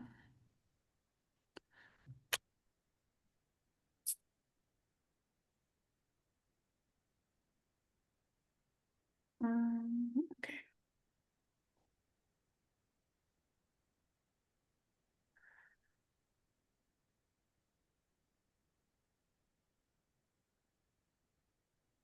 So yeah, you can see under it, you can't really tell in the picture. It kind of looks like it's dirt, but it is paved under there. I agree, it's paved under there. It's a portion of the old driveway. Or the old, it's sort of a driveway entrance to the barn. Wasn't there a plan to ensure that it is more stable also on its little foundation? Yeah, so it used to be on higher stilts. So actually you can see this plank, I guess you want to call it. That used to be what it sat on, so it used to be kind of on stilts that high, so they had someone cut it and make it more stable by leveling it out and making it shorter, so it's closer to the ground. And then they're going to be adding, I think, 2 steps up. Steps. Okay. Yeah, and that will go around the end, all 4 sides. Actually, I'll only go on 2 sides because of handicapped accessibility. The other 2 sides. Oh, okay. Did they change that? Okay. Are they going to? Isn't there going to be a deck as well? I don't know. I thought that was in the file, in the folder. There was a drawing that showed deck. So when they Yeah, I just applied thought to I saw LSC stairs. When they applied to LSC, it was a couple of steps up. And those were going to be originally on 4 sides. And we recommended 2 sides and ramping on the other 2 sides so that it had ADA. There you go. Yeah, so it's essentially a 3-foot deck around. There aren't any windows, right? I mean, it's open. There's no windows because all 4 sides will have a display. So. Oh, okay. Yeah. So I was just wondering, they're gonna sort of bleach, wash, and paint it or something to protect it? Because yeah, I kind of forget the rough looking. details now, but they're gonna do some kind of restorative work on it. We're going to have some signs saying, "See the kiosk this way." Not sure you can miss it, but maybe. Well, it's right on the edge of the property. It's near the pond and so on. I think my concern is it's where it is simply by accident. It was put there to keep it out of the way of the deconstruction of the barn. And yes, it's heavy and it's big and it's ungainly, but it's once they put the decking and the steps on, it's there forever. It won't be movable. Is that really where you want it? And as a commission, as a property owner. And I would also suggest, maybe small, it's probably outside the purview, but just make sure that it passes muster with the building department. It won't with 9-inch wide steps. It what? The 9-inch wide steps won't pass the building department. Okay. They need to be at least 11 Wow. Okay. wide. So this plan needs to change a bit. Plus, it'd be nice to know what they're going to do to, retrofit this thing to make it survivable to the environment. I suspect, although I'm not sure, of course, if you wanted it someplace else, the town probably has a front end loader that could pick it up and move it someplace, but still, it would be a lot of work. Doesn't somebody want this in their front lawn of their house? Do you? Well, I already have a chimney on top of my house. It's about as big as this. How But far I does, might. how far does the land subject to flooding go? Like, could you move it 20 feet and then it's no longer in land subject to Oh, flooding? no, it's considerably further than that. Pretty flat. Yeah. But right now, it's just on 4x4 posts, so it's not. I don't think we need like compensatory flood storage or anything. It's not. Right, that. as it is now, yeah, water, it would hardly displace any flood water, but if with these steps, they're going to be flush to the ground, so that. I don't know. Do they have to have a riser that goes all the way to the ground? Not necessarily. If there was a way to have steps and still have water to be able to flow underneath it, that would be better from a survivability standpoint. Yep. But on the other hand, before we had the barn, which had a much larger footprint. This is a pretty small footprint compared to what we removed. Actually, the barn was pretty close to outside land subject to flooding. And And you can actually get the cupola outside of all jurisdictional area. But again, if you trying to see if I can find, yeah, thought I could find the plan in a hurry, but I can't.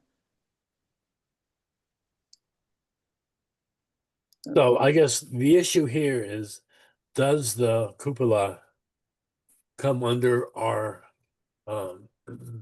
domain of requirements and so on? And, you know, Megan, at least at Rush, doesn't seem to think that a permit is really required. And I must admit, I don't have enough experience to say, yeah, we have to do something here. But I must admit, it seems very odd because that far side of Greeno land next to the town line, it's just an awkward place to have this. Are people going to trek out just to see this kiosk? I think the original plan was to take it back to the Cemetery, right? no, to the historical society's house to renovate the thing and then put it in a place that's would do mark some historical aspects about the Greeno property. I don't think it's settled on a place yet, but it is where it is. It's big. It's and as I mentioned at the meeting in September, Mark tried to get Mark to see if he could move it, but it was too big for him. But it still had the long, ungainly legs on it at that point, which are now gone, thank goodness. So doesn't look like it'll tip over.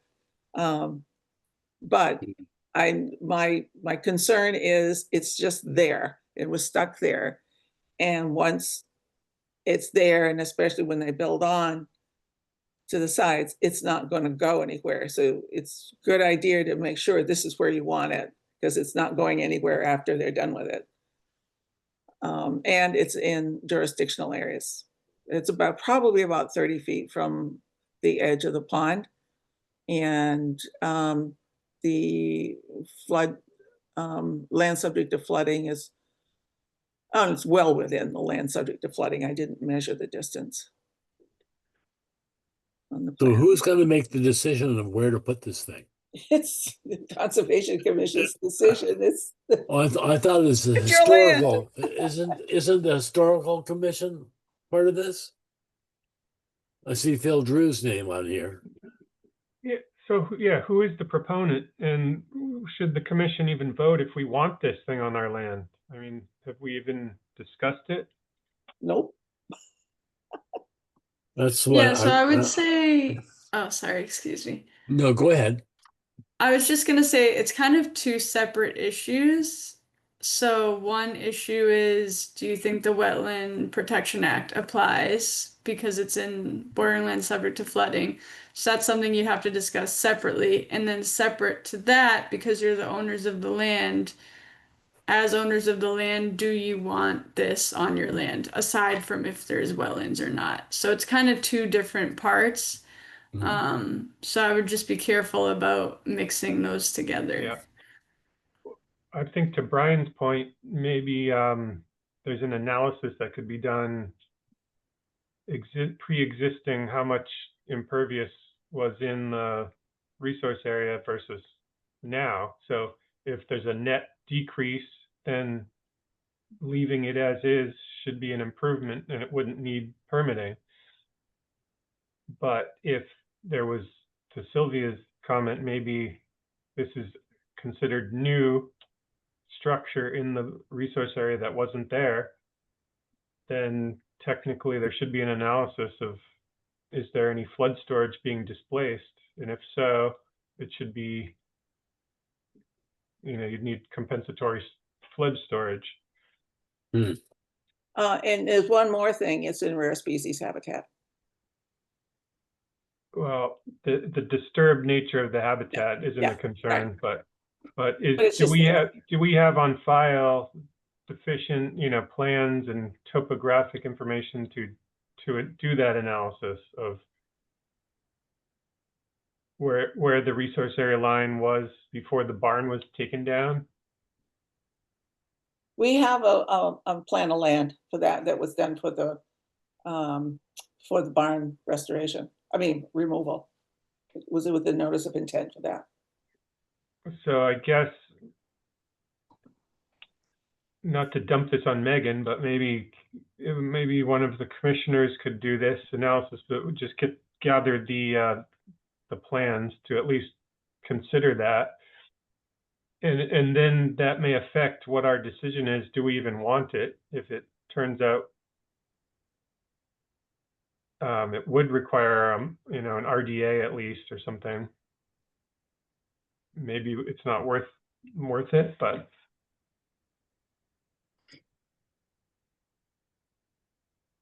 Yeah, I guess one of the reasons why I was leaning towards no filing is because if anyone gave this project to me, say it wasn't the Historical Society and it was a private property, for how small of square footage the stairs would be, it is borderline subject to flooding, but depending on what stairs they put, if there's slots in it, I'm not sure.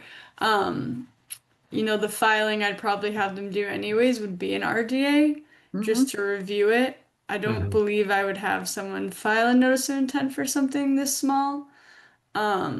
I don't think that'd be my recommendation, so I guess I was just kind of fast forwarding in my head. I'd probably have them submit an RDA and then it would probably end up getting a negative determination anyways. But I see the value in wanting to review something formally, but just to provide, some insight into why I was saying I didn't think it was necessary. That's kind of where my mind was going.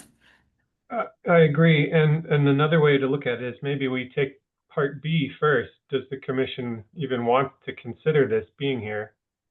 Why waste time thinking about this if we vote we don't even want it there? And it came from there. If we don't want it, what happens to it? I mean, put it out to any takers. Feel free to come take it.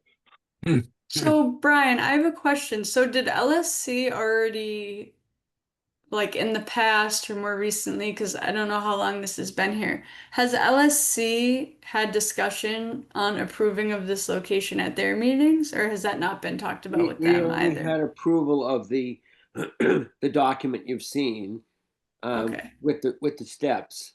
And I raised the question of, I know that Olive Greeno may not be ADA compatible, but it didn't seem right to me that you'd have to go up 3 7-inch steps to see something, and that we really needed at least 2 sides of it, assuming that the kiosk shows the same thing on all 4 sides.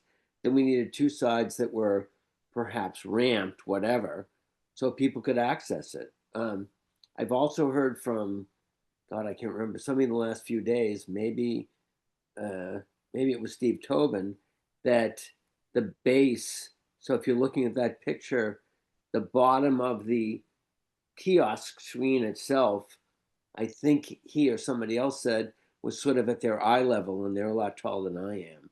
So that doesn't make sense. You can't be, it would need to be really accessible by people, small people too. But LSC never discussed the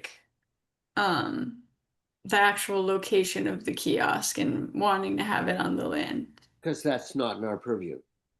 And I was actually at Okay. that meeting as just as a resident, and the subject of jurisdictional wetlands didn't come up. And I didn't bring it up. I was just listening.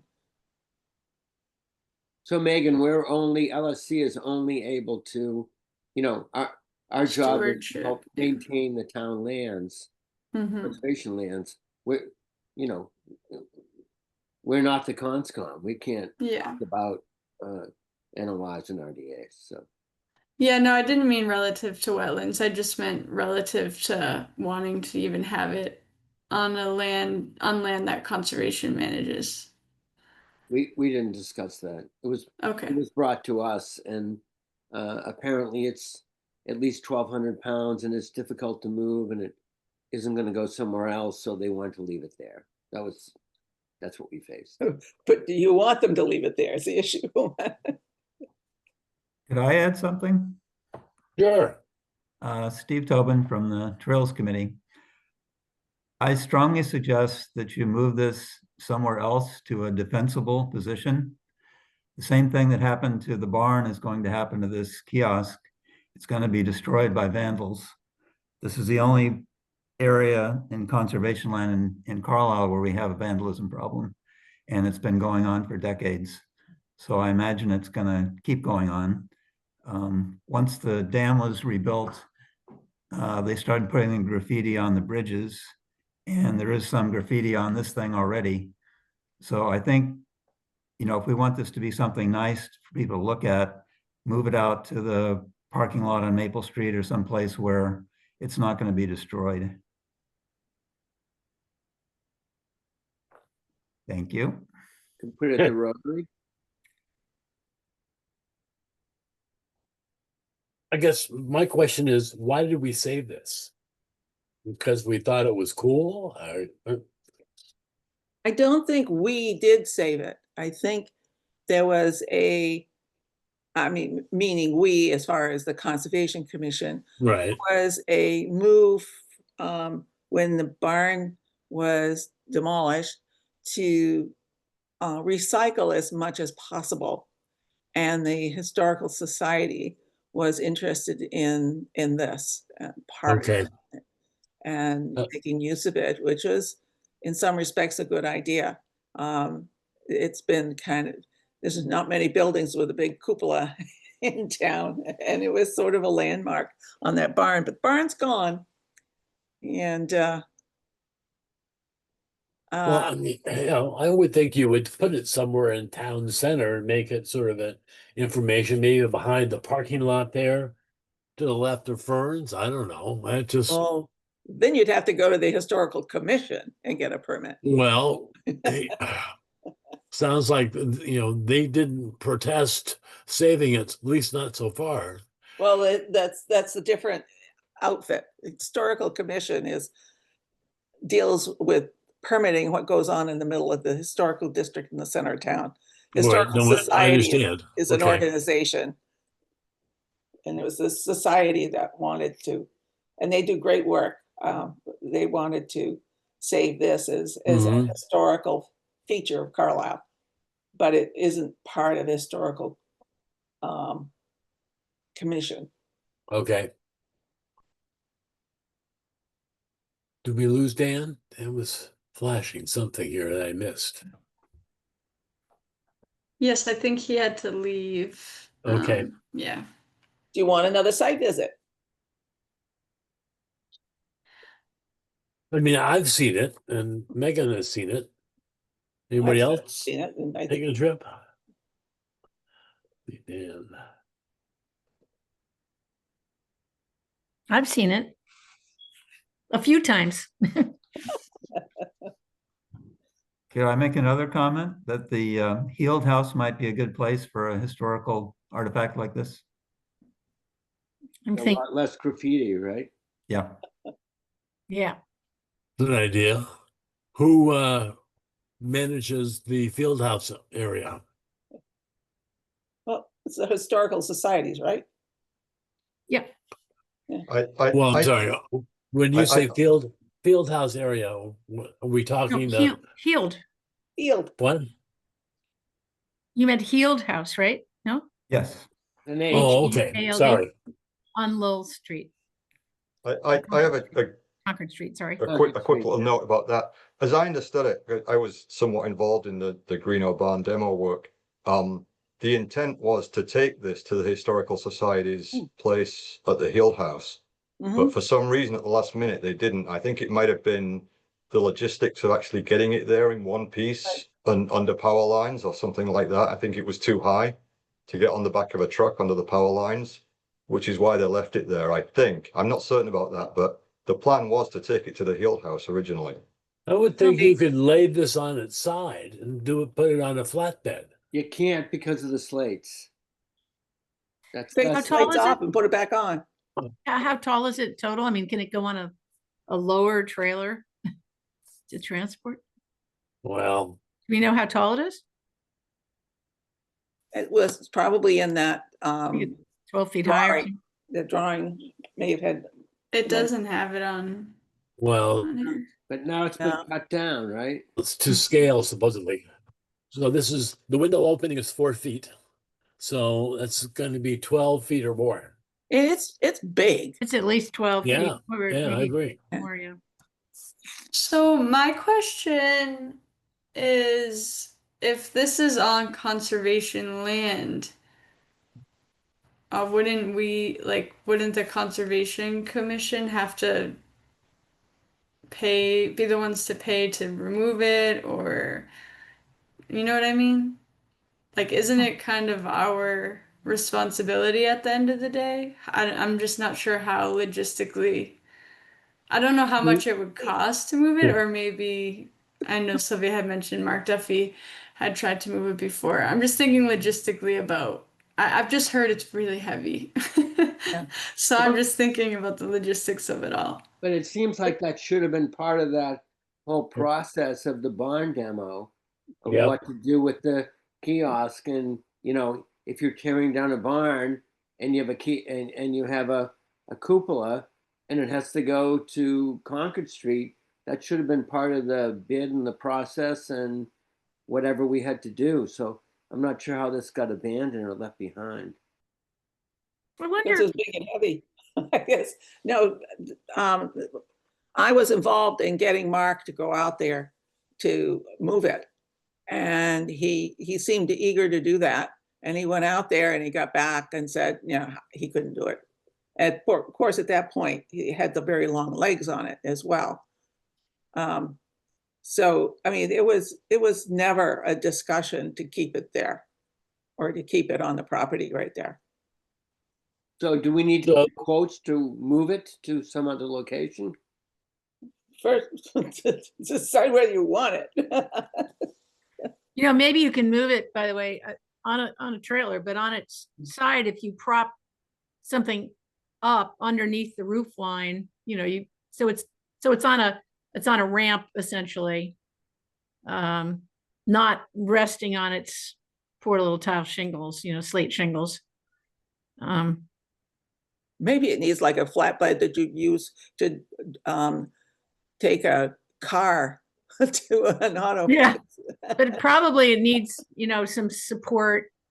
You know, if you laid it on its side, but you at an angle, so you avoid ruining the you know, the slate tiles, roof tiles, and supported it, you know, underneath here, you know, its base, and then underneath here. Well, maybe you you know, could we're move not- it, you know, under the wires and get it. Melissa, we're not going to solve this now. Yeah. You know, can we get, you know, a construction crew to come take a look and say, could you take this apart? I mean, you might be able to take the roof off and move it separately. Maybe.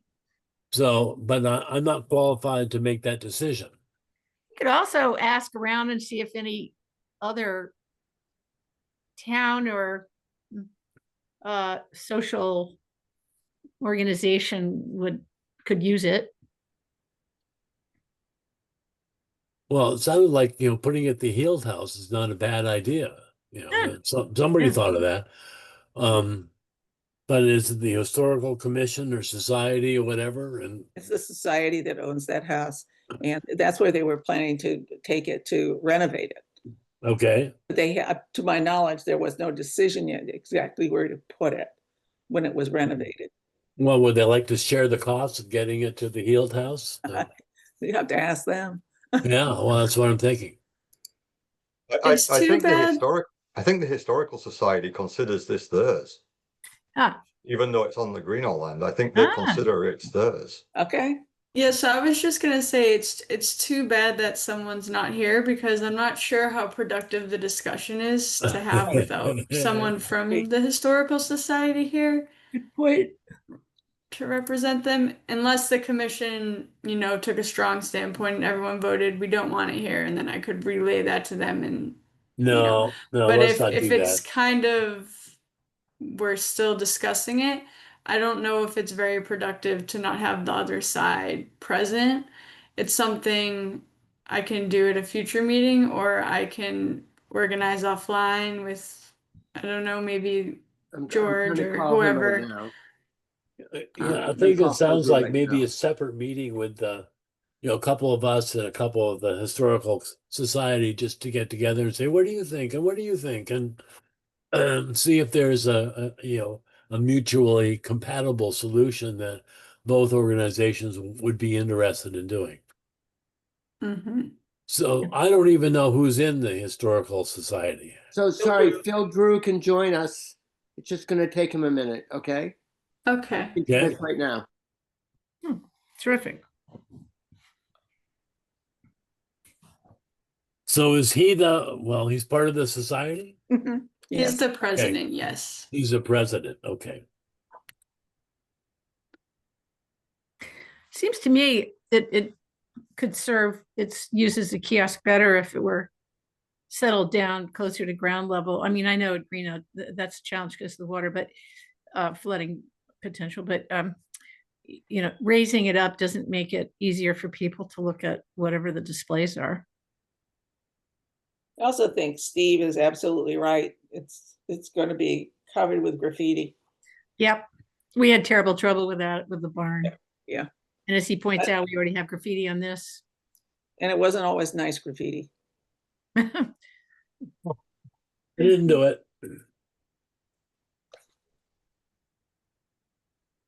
Pardon me, I'm going to get a drink of water while we wait for Phil.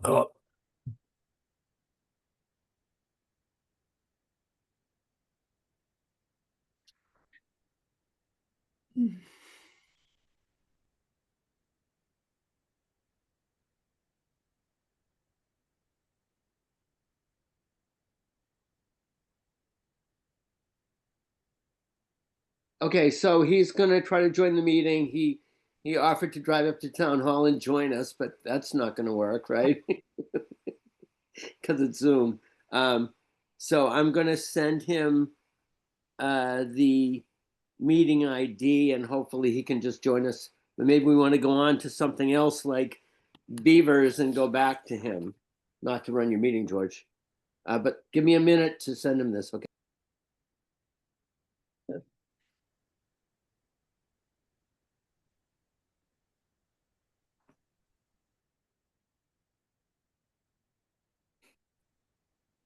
One quick little thing is CPC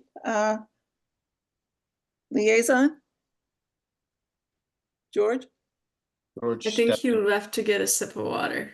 Oh, But I that's do right. agree. That's I right. do agree we should try to do some other stuff while we're waiting for someone to join. I also think if we need the whole historical commission's input on this, let's not spend a ton of time debating it here, because we're just going to have to come back to it anyway. No, I just wanted to bring, I don't know if I assume that Phil Drew is whatever, the chair or whatever. He can join us. He didn't know. So hopefully that'll only take a couple of minutes. But we do have other things to do, and as well as going home. So No, you're speaking, but I can't hear you at least. I'm so sorry. Do you want me to repeat anything? I'm just saying. No, not you, Brian. I got you. Noel, I see speaking, but there's no audio. Yeah, I can't hear you either, Noel. No, can't hear you.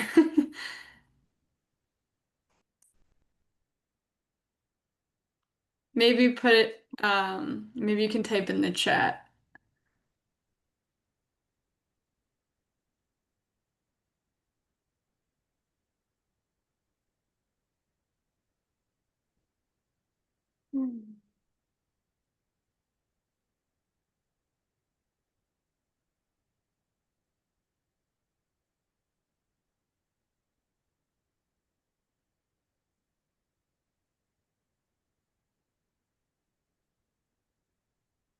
So I emailed him the meeting ID. Does he need a password? If he has the link, that's all he should need. But Noel just mentioned or asked if this should take place with the whole historical commission. or more members. Yeah, I just want to make sure this is a productive conversation because this is really going to be this is the second time we've discussed it and it doesn't seem like we've made much leeway. So I don't want to take up too much time with it. Yeah, I think if this is going to be a like, let's take this back to the historical commission, or they need to weigh in on it collectively. So he says he has the authority to deal with this, and he's trying to join right now. Again, we have other things on the agenda. If we want to let him cool his heels a few minutes and go on, I think that's Is okay. George back? Yes, he is. Oh, All right. so there's Well, a I don't couple know. of quick things. The next item was the beavers. I think that's going to be a long discussion also. I don't think it's a pretty short one, actually. All right. Would you like to present it? I'd be happy to. So in the last meeting, we talked about trapping versus alternatives. You know, I spouted on alternatives, but we didn't make any decision except we unanimously agreed to trap them. Can we get rid of this cupola? It's You don't on like my it? screen. Oh, there. Thank you. You want a picture of a beaver instead? So I pursued that. I talked to Megan. Megan talked to Dr. Waddles. And I was just concerned that what I raised in the last meeting was, is doing anything considered disturbing the beavers and disturbing their lodge? And the end result was you could do something to repel them. I can't go out and take a backhoe and tear down the lodge, but I could try to, repel them. So George had approved that. I went out. I've been going out daily. You know, I live in Westford now, so it's literally, I spend an hour a day, except for tonight, out at the bog trying to basically piss off the beavers. And I've tried all of the various things I've read about. You know, this is stuff called Repel All, which every time I have it in the car, I think I'm going to have to sell the car because it's just so gross. It's made of putrefied eggs. And I've done all the different options of different things. And I thought actually last night when I was there, it looked like they were not around anymore. And there's no more activity on their lodge, meaning they don't put any mud back on it or do any repairs. So I thought that was good. I'm sorry, 2 nights ago. But last night when I went out there, they're out in the water swimming and, you know, waving at me. So I don't know. I really don't know. I know it's supposed to take time. Unfortunately, like tonight's going to be 30 something degrees. So I don't know if they're planning on moving out. I will continue to try what I can, and you'll see later in the meeting, I have a plan to use a trail cam and see if they're actually abandoning it. But I don't have a quick answer. It isn't like, you know, the constable didn't come with an eviction notice and the tenants left. It's just not that simple. So I think that's the quick part of it, George. So, So sorry, go ahead. no, Megan, we're still planning to have the trapper come next week, I presume. Yeah, so I was just gonna ask. I've been planning for it, so tentatively early next week, I have to submit to the Board of Health for the emergency permit to do the trapping this time of year. So if that's how you would like to go forward, I think it's worth taking an official vote, or like a formal vote to allow me to submit for the emergency permit from Board of Health and go on with the trapping. Unfortunate, but you know, Brian, you hit on the key point. How do we know when the beavers are gone? Well, the way we would know, which, you know, I'm not against what Megan's saying, and we all voted in favor of trapping, right? Yep, no, I understand. But if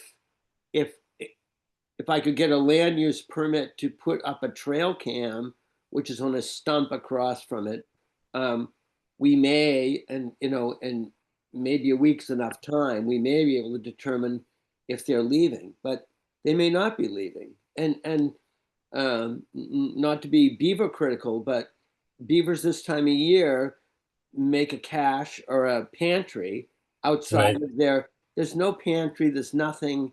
They're in a foot of water. It's going to freeze solid. Then location, location, location. I think the realtor missold them on this spot. It wasn't a great idea. Very good. So, I don't know what their life is going to be anyway. There's definitely two of them. And the first week they were totally friendly, they were waving at me.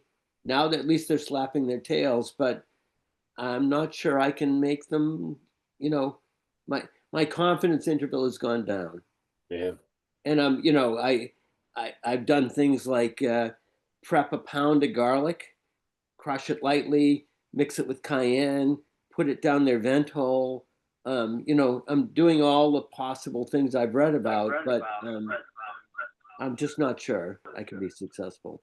So, whereas a week ago I might have been enthusiastic and said, "Yeah, they'll be gone." I don't we know. may never know. I can't right. think of beaver. Well, I think because we have already contracted for the trapper to come in and do something, I would like a motion for the commission to agree to pursue trapping the beavers to remove the problem and We already get voted on Megan that, to. though, right? Pardon? We've already voted on that. Well, I was hoping for a formal vote for I guess applying for, that's not really the right word, but requesting an emergency permit from the Board of Health. And for the trapper. Yeah, to support the trapper. I mean, as much as I want to save the beavers, I would move that motion. Well, I think you just did. I'll second. And Sylvia seconds. We'll take a roll call vote. So, Nick. Aye.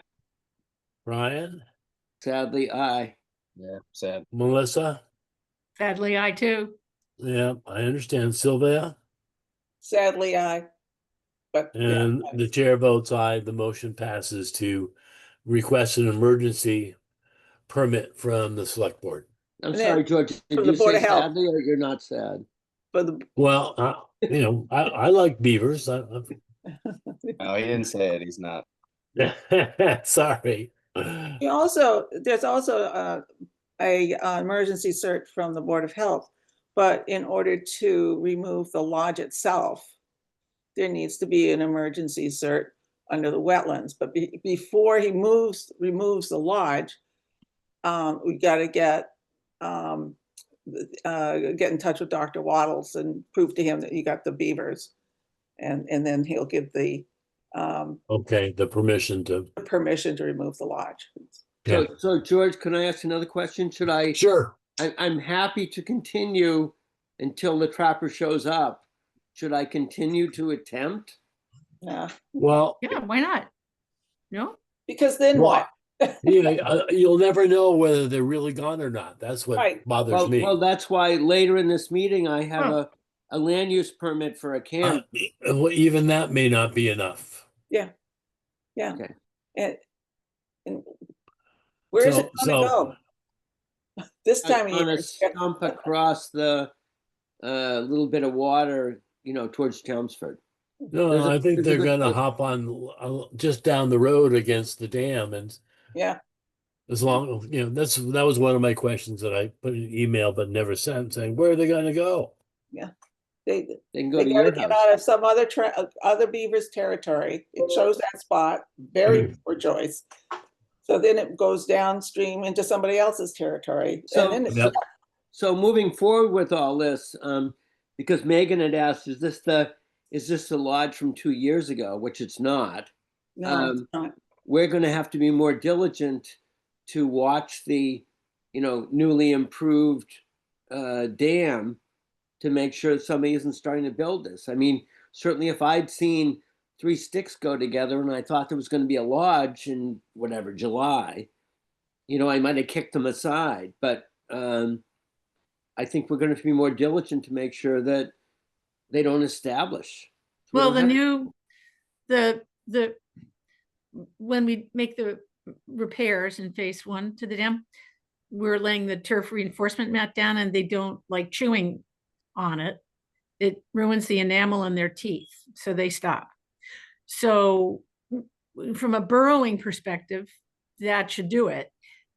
But I suppose, I mean, if they don't burrow into the bank and they just place sticks on the upside of the dam face, yeah, that's, I'm not sure how we prevent them from doing that other than removing sticks as they place them. But Right, do we need diligence. We missed some diligence here, sadly. Yeah. And they established themselves, and that's sad. But Yeah, Right. it It is. is sad. So Yeah. Melissa, if we actually have this treatment on the, upside, the wet side of the dam, Right. and so what if they build a lodge there? George, It in the doesn't management really plan, hurt anything, right? in the management plan that I put together for you and that got accepted by Dr. Waddles, after we get the new dam done, then there's the monitoring. So to catch something in the very early phases. Yeah, Sylvia, George is asking another question. Oh, Wouldn't a lodge built against the newly armored mhm. upstream face of the dam be kind of harmless?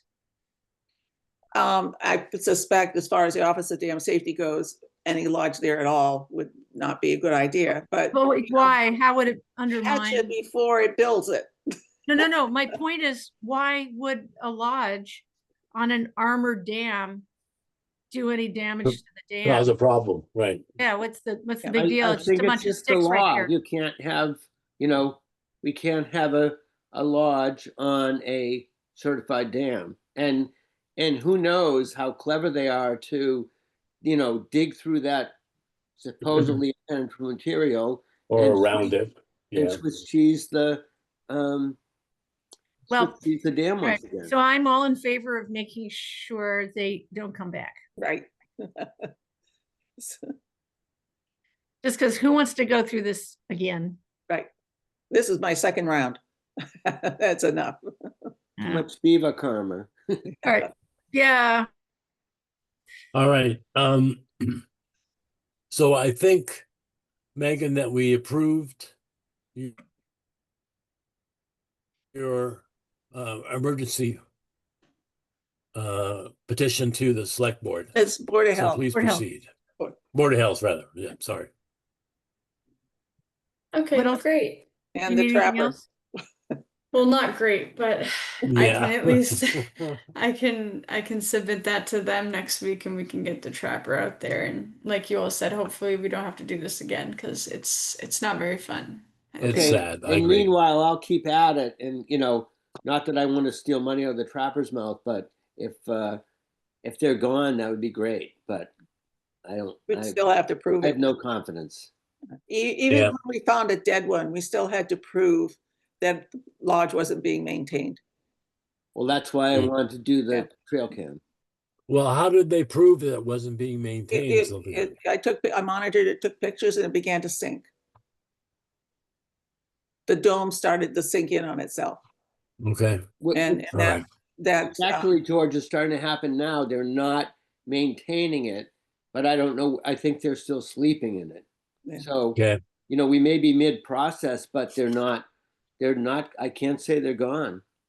They're not gone. Well, do they have a food supply nearby where they're No. getting branches? They don't have branches. They don't have food. Yeah. So They have a foot of water. It's going to freeze solid. It's not. It wasn't a good choice.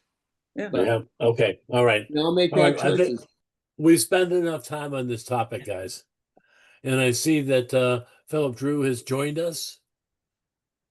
So we've had a half-hour discussion about what we think makes sense for this cupola. And we'd like to get an opinion of what the Historical Society thinks is the smart thing to do or the practical thing to do. Can you address that? Why, yes. The cupola has been taken down from the barn, stays intact. It was on tall legs, and those legs have been cut off, so it sits on the ground.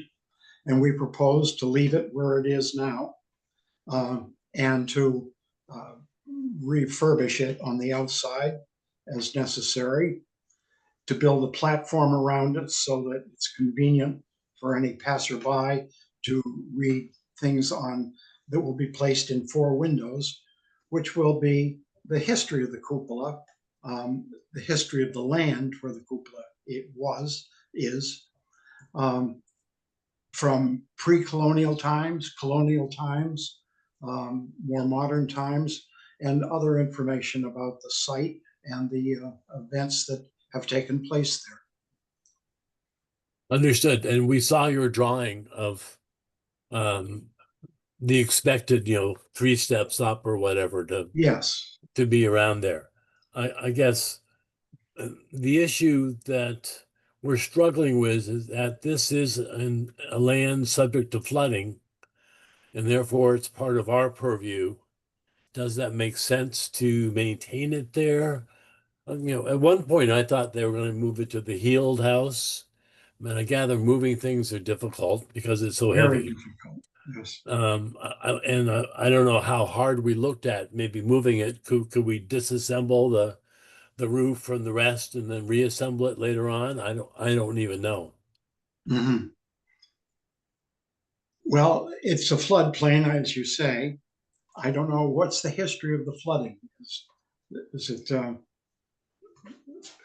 10 feet deep or 5 feet deep or 1 foot deep or what? Or does anyone know? I don't. Well, my judgment would be that the cupola is heavy enough and has, as it were, it has 4 legs supporting it that are approximately 8 by 8 inches each. And it sits up a distance above the ground, so that flooding of a degree of a foot or 2, it probably would sit right there all through the flood. So I am not inclined to think that's a problem. There's certainly no evidence of flooding the way the land looks around there right now. That's true. And the one comment that came from this commission was that the steps that you were thinking of putting around it, maybe you don't have the riser, let it be open so that water could flow through and not Yes. cause a problem. Yes. Yeah, we had no thought of putting risers on. Okay. Well, you did with LSC. We talked about the risers, right? And then we Yes. talked about 2 sides versus 4 sides. So we had talked about something.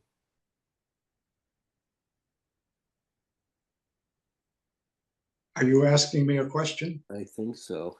Oh. 2 sides or 4 sides? No, I don't really care how many sides. It's just a question of, and this may be really unrelated to the total question, but can water flow? We've talked about something that's 3 feet wide on each side, or maybe it's 6 feet wide. And does that affect the storage Stability. of water in a storm? But I think the bigger question for us was, does this belong on this Conscom property, and was it supposed to go somewhere else? What's the history, and could it go somewhere else?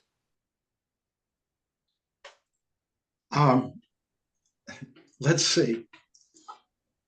I'm not sure I heard the question that's in that. Is, would we consider another site? Is that what you're getting at? Yeah. Well, I'll tell you, we considered a lot of things, like moving it out to the entryway on Maple Street and elsewhere on the property, like on the dam. But moving it can be done, of course, but it's expensive and difficult. And our thinking is that the location it's at, which is close by where it once lived, the barn that was there, is actually an ideal site. And people who explore along the trail come by it. And our expectation is that, as you see, it shows in the drawing, there's still legs underneath it, so that and they're waterproofed on the bottom, so they won't wick water up and rot. And I think it's a chance worth taking that it will survive whatever the weather happens to deal for us. All right. So, oh, sorry. Go ahead, Megan. I was just gonna say, yeah, I guess the concern from a conservation standpoint of it being in the flood zone is if it affects that land's capacity to store water. I think that if the stairs have slots in them and, water can get to the ground, I don't think it has any impact. So if that's the case, I think from the Conservation Wetland Protection Act standpoint, it should be fine. There shouldn't need to be a permit, but if there's a final design later, maybe that could be considered then.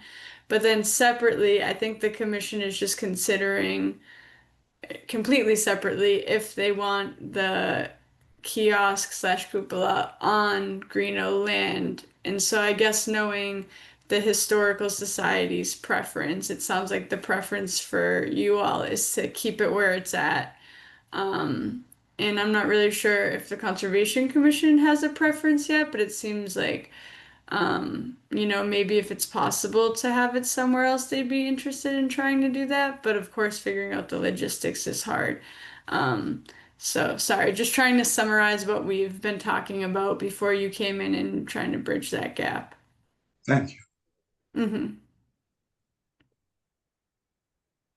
Well, the Historical Society owns the cupola, so you can first vote, and I think if there's sufficient flow to manage the water should it get in that area, then I think there's no problem and a permit is not required. So Megan, can we maybe just ask them in a friendly way, can we see your plans when you get a final design, just to make sure that it suits our purposes from a wetland standpoint? Okay, I've had difficulty hearing you. Oh, sorry. Could state what you'd like me to answer to. So George, sorry, but LSC already approved his plan. Yes. So I don't know if we need to, I mean, I don't care. I have no turf. Okay, no, You need sorry, another approval. I guess it's just a question of, is someone leaving a piece of an object on Conscom land that you don't want there? I think that's the decision more than, whether it's ADA compliant. Well, I think more strictly speaking, the cupola and the kiosk belong to the town, and but it's under our aegis to reconstruct it and make the displays and change them as necessary and so on.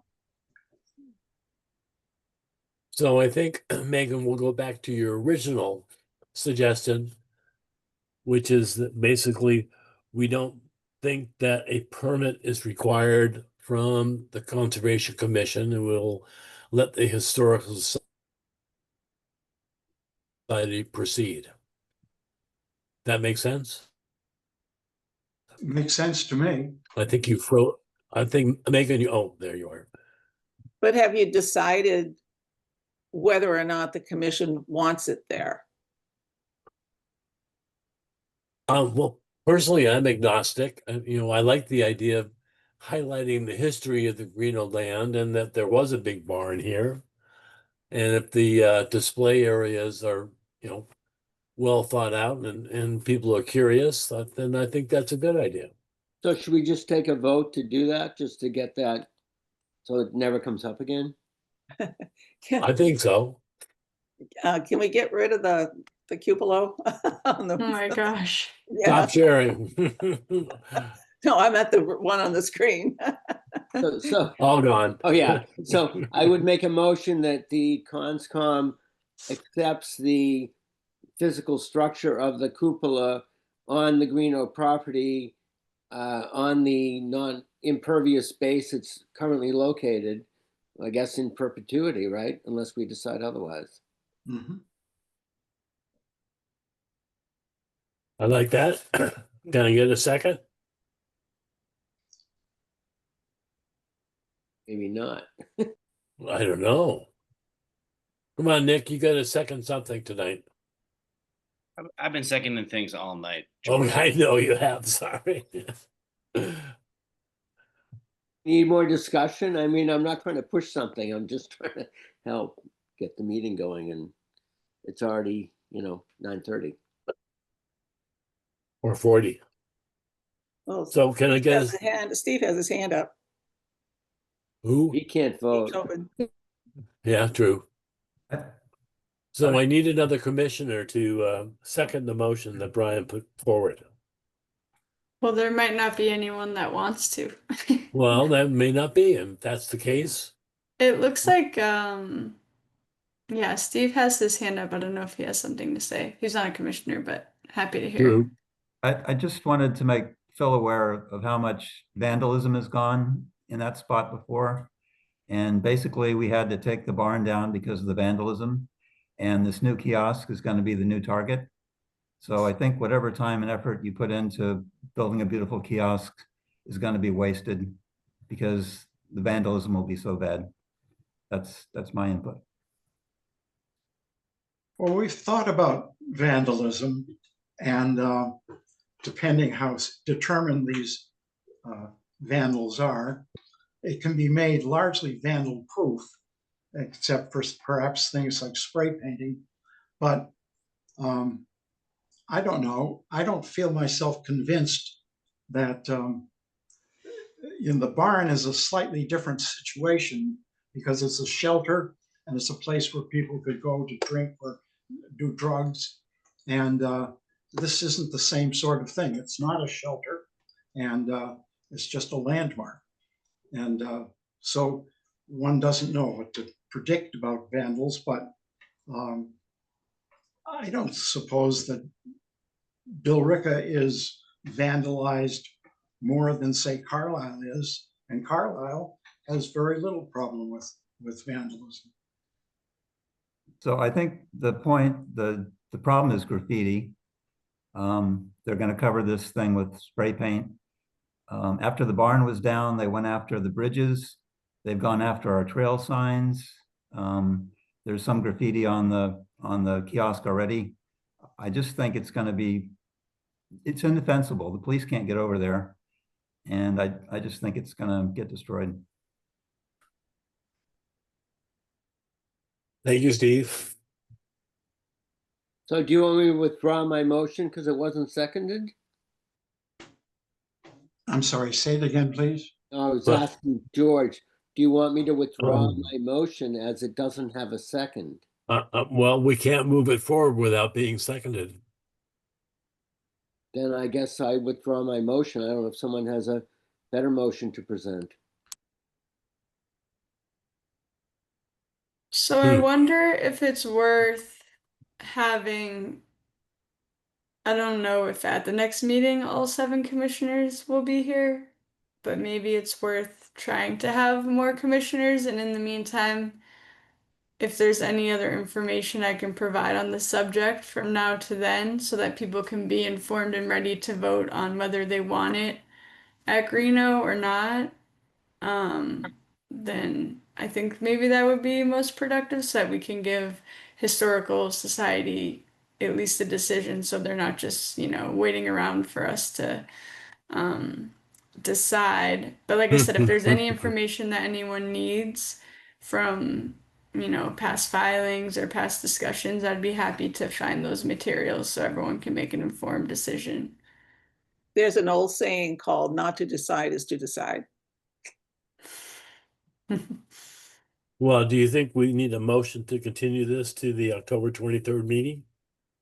I don't, and it's not a filing, so I don't know if we knew, but if you want to, excuse me, I'll Well, make a motion to continue. You could just add it to the new and pending business list, right? Either Yeah, see that, if anybody has changed their mind. Maybe somebody will second it. Who knows? Or there could be the I'm sorry to opposite drag you out motion. here. If no one can second it, it can't possibly be a positive vote. Agreed. All right. So can I get a motion to table it. table it until the next meeting? So move. Second. Thank you, Nick. Brian and Nick.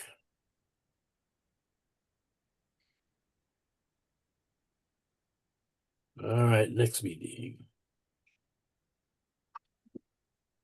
Okay. Number 7 in our list. No, we have to vote. We only did. Don't you need a roll call? Oh, gosh, I voted. Okay, so we'll take a vote. Sorry, you're right. Sylvia, This is to table it to the next meeting. you got it. Aye. Melissa. Aye. Brian. Aye. Nick. Aye. And the chair votes aye. The motion passes. Sorry to drag you out, Phil. I apologize.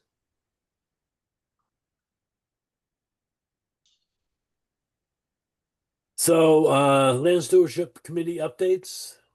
That would be me again. The main update I'd like to share, unfortunately, is that we had a Boy Scout Troops Day at Foss Farm. We gave them a land use permit, and they never appeared before us. I went through extensive emails back and forth with the guy about what our requirements were, and to some extent they were ignored. So at the next Land Steward Committee meeting, we are going to present a motion to require that anybody applying for a permit needs to either physically appear before us, because we meet in person, or at least on Zoom. So this guy did neither for the Boy Scouts. We made it abundantly clear that they have to have a fire in the parking lot, which was a right. I don't mean it in a bad way, Sylvia. It was a Sylvia requirement, right? I mean, that's what she recommended. Yeah, And- I mean, that's what's been done in the past, is have it in the parking lot.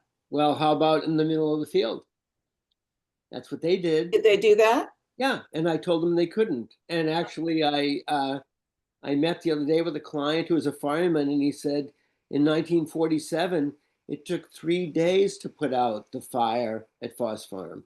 Did you know that you can fine entities that violate the rules of the Conservation Commission land use?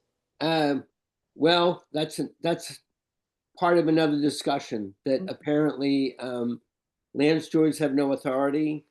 According to what I've learned, George has no authority. We have to vote on that. In fact, tonight for George, and we'll do it to land stewards. We have no authority to do that, according to Ryan. So we need to put that in place. I can't believe that that wasn't already in place for Conscom.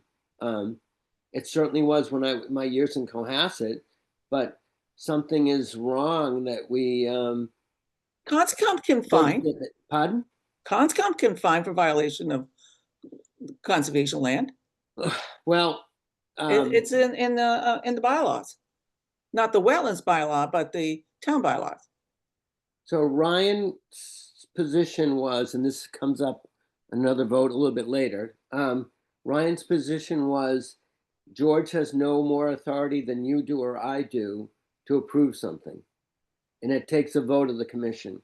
And I certainly couldn't make some emergency meeting of the commission as the guy has the fire, right? So what you're saying is that we would have to vote as a group, say, for example, tonight, to assess a fine Right, but instead, we should vote as a group, and this is on our meeting minutes, our agenda, to authorize, George or the vice chair, Dan, or the agent to be able to take emergency action for anything that's, for anything, right? And if, frankly, if George voted that we burn down the town, we wouldn't like that, but in our next meeting 2 weeks later, George wouldn't be the chair anymore, right? You'd vote that out. But let's assume everybody's reasonable. George should have the right, or Dan, to make an emergency decision about anything at all, as far as I'm concerned. But you guys can decide differently. But go ahead. Oh, I was just gonna say, in terms of administering a fine, is that what you're considering an emergency? No, my emergency was put out the fire, right? But what would, sorry, I must just not be understanding. How would George Well, help in putting out the? I did an emergency thing when we had the sinkhole in the dam, and I approved the emergency to go out and fill it with crushed rock. And you approved me bothering the beavers, but according to Ryan, you have no authority to do that. Oh, interesting. Okay. We need to give you authority, or we need to give Megan. I mean, frankly, Megan should first have that authority. If there's something amiss, if the poop bags at the bog are are filling up the barrel and we need to empty it today, we shouldn't have to have a meeting to decide that. No. Megan should be able to tell, the Carlisle trash guy to go empty the thing now, even if it's another $50, right? I mean, that's crazy to me. To my knowledge, or I guess my understanding, is that when there's a public safety concern or threat, then there's a little bit more wiggle room in that. But I know kind of separately in terms of Wetlands Protection Act, if there's an emergency, like someone's filling a wetland right now, George or I can sign it off. I think I can, on like an emergency permit. So in terms of wetlands, you can respond in an emergency setting as the chair. But for managing conservation land and things like that, it is a little different. So I think we need to vote to, I mean, we can discuss this, but, and I'm not looking for anarchy, but it seems like you, Megan, or George, or Dan should have the authority to, for example, send me out to bother the beavers or whatever, or put out the fire at Foss Farm, whatever it is. So I don't have the authority. Once we issued a permit to these Boy Scouts, I don't apparently have the authority to tell them, go home. We set up a bunch of restrictions for them. They're all in writing. They ignored all of them. And, I'm not saying we had to send them home, but the right answer might have been for the police to go out to the Boy Scouts and say, your permit is no longer valid. You have to leave now. Because, that makes sense to me, Brian. But we so I guess in a sense, I think a good way to phrase it, sorry, I'm just thinking out loud so it makes sense to me, is to give the chair, right now, of course, it's for George, but for LSC, it would be you give chair the authority to implement and enforce what the commission or committee has already decided on. I think that's a good way. But pick the example of me doing the beavers. We voted as a commission unanimously to trap the beavers. Mm-hmm. And then I'm out there putting cayenne pepper down their vent hole. That's not what the commission said. George. Yeah, but that's not really an emergency. Right. So I'm saying it could be my point is it could be non-emergency, but we meet every 2 weeks. It's not like George is going to say something terrible. Even if he did, it's only going to last 2 weeks. And then we're going to vote, he he would have the Well, wrath yeah, of the you know, commission. Brian, we were up against the trapper coming in and doing his business before you had a chance to do any reasonable amount of scaring the beaver away. Right. So that's I why guess we I jumped would in.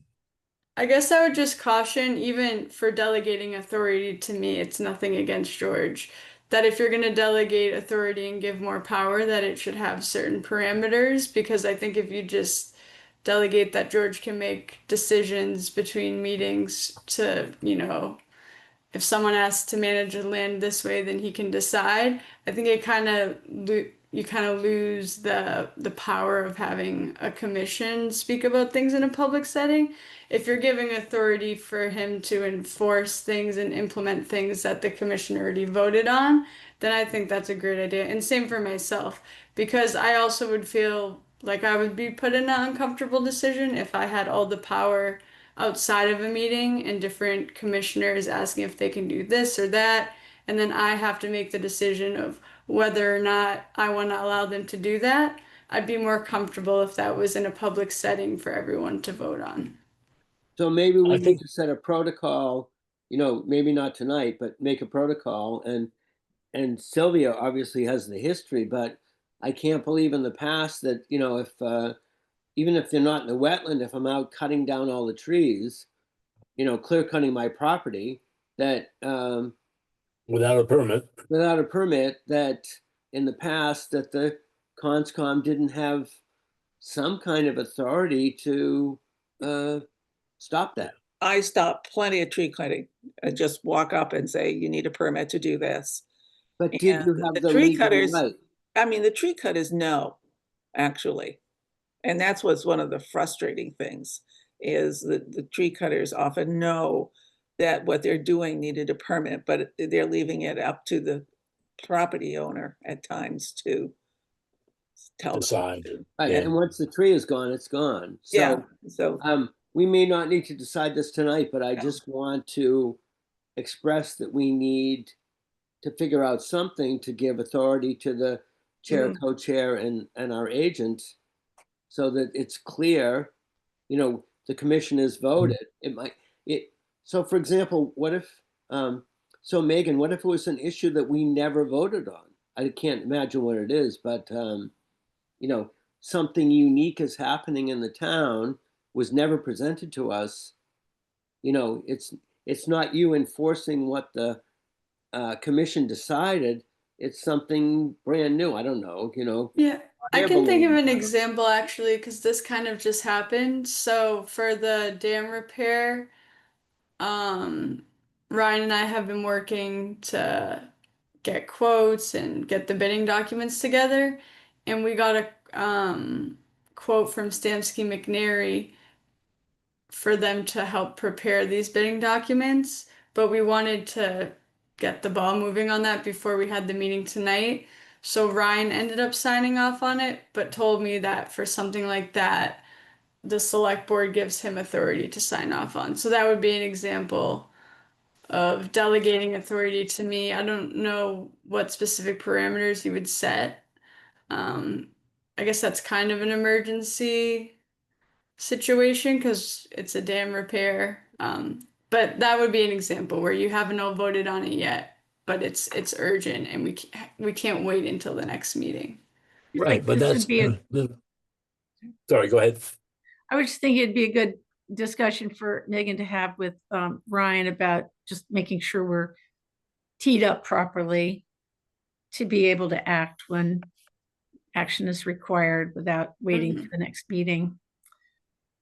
when I was involved with issuing land use reports or land use permits, especially for the new people who are asking for a permit, I always issued them with a copy of the land use regulations, so that if there was so first of all, they had a copy of all the land use regulations. Now, in the current situation that Brian is talking about, maybe what we really need to do is do some amending to the land use permit and comment on it that you need to follow the land use regulations or you could be fined or something along that line. I mean, Mhm. one of the purposes really of the land use permit is to track how our lands are being used. And it's particularly interesting to know how this is being used when it's for scientific study. And we've had a lot of that. And now the camping part is brand new. And maybe it's also time to take a look at the camping regulations or rules that were put together no more than about 5 years ago. And it was proposed and put together by the land stewards. So maybe it's time to take a look at those too, to make it crystal clear what's involved and what isn't. I am horrified that somebody in the middle of a drought put a fire in the middle of the field at Foss Farm. Oh, it wasn't him, it was the scouts. They were just being, you know, exuberant. Well, Yeah. were they just sort of Well, unsupervised or something? I mean, sounds kind of like. No, they were supervised and again, I'm happy to share it. I sent them several times in writing our restrictions, which were based on talking to Sylvia and Sylvia's restrictions. Fire can only be in a container in the parking lot. I mean, I know that's boring, but that was the rule. Right. And then Well, they had to park in the parking lot, and they found the gate open to Foss. So they, you know, why walk 50 feet if you don't have to? They drove down and they parked on this rare grassland that we have down there. And I had to get them, you know, kicked back out to the parking lot. But what a hassle. I don't want to go through that. And so anyway, my point is, I would say to the future that any applicant, unless they've already applied and been approved, needs to appear before whatever, Conscom LSC, in person or, you know, through Zoom, and sign something that says they agree to whatever it is. Only have a fire in the parking lot. have you Because- followed up with the scout group or whoever it was to whom you No. issued the permit to No. explain that their behavior might kind of disqualify them from consideration for future permits? No, I thought And we're I not would- happy about it? I thought I would do that with LSC, and we would make the rule that anybody who violates the permit, you know, would not be allowed to apply again for whatever, 3 or 5 years, right? Yeah, I didn't want to make it too personal because right. This wasn't the local troop, right? It was no. out of town, right? Okay, I think that to the degree that we might be covered by the paper, make sure that you spell out that it wasn't the local Boy Scout No, troop. not Yeah. local. But we don't have, and people at LSC said, you know, well, can't we be on out of towners? And I said, I don't think you legally can.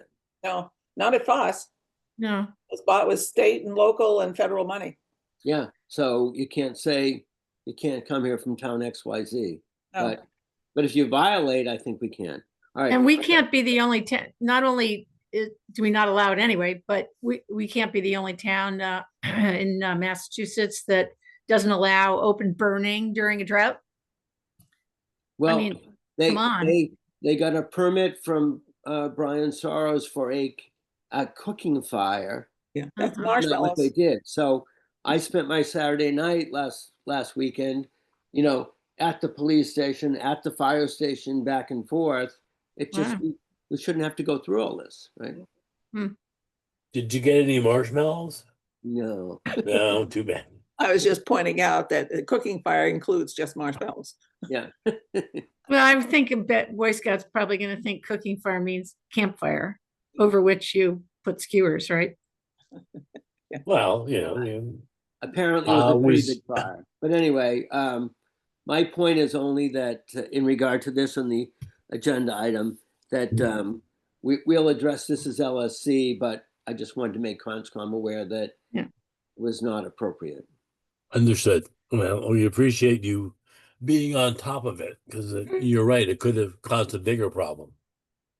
As I said, in 1947, it took 3 days to put out the fire at Foss Farm. Terrifying. All right. Gee, it's only 3 minutes after 10. So we need a Conscom liaison with the CPC. I was Is gonna there- say that I'd be willing to do that.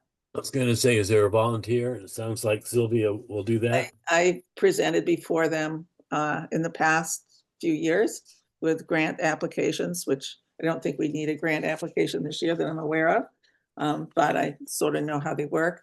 There is something that the commission is going to need to do, and which I can bring up at the next meeting. And it has to do with Greeno. Unless Okay. you want I me to make go a into it motion now, that and we I bet you accept- don't.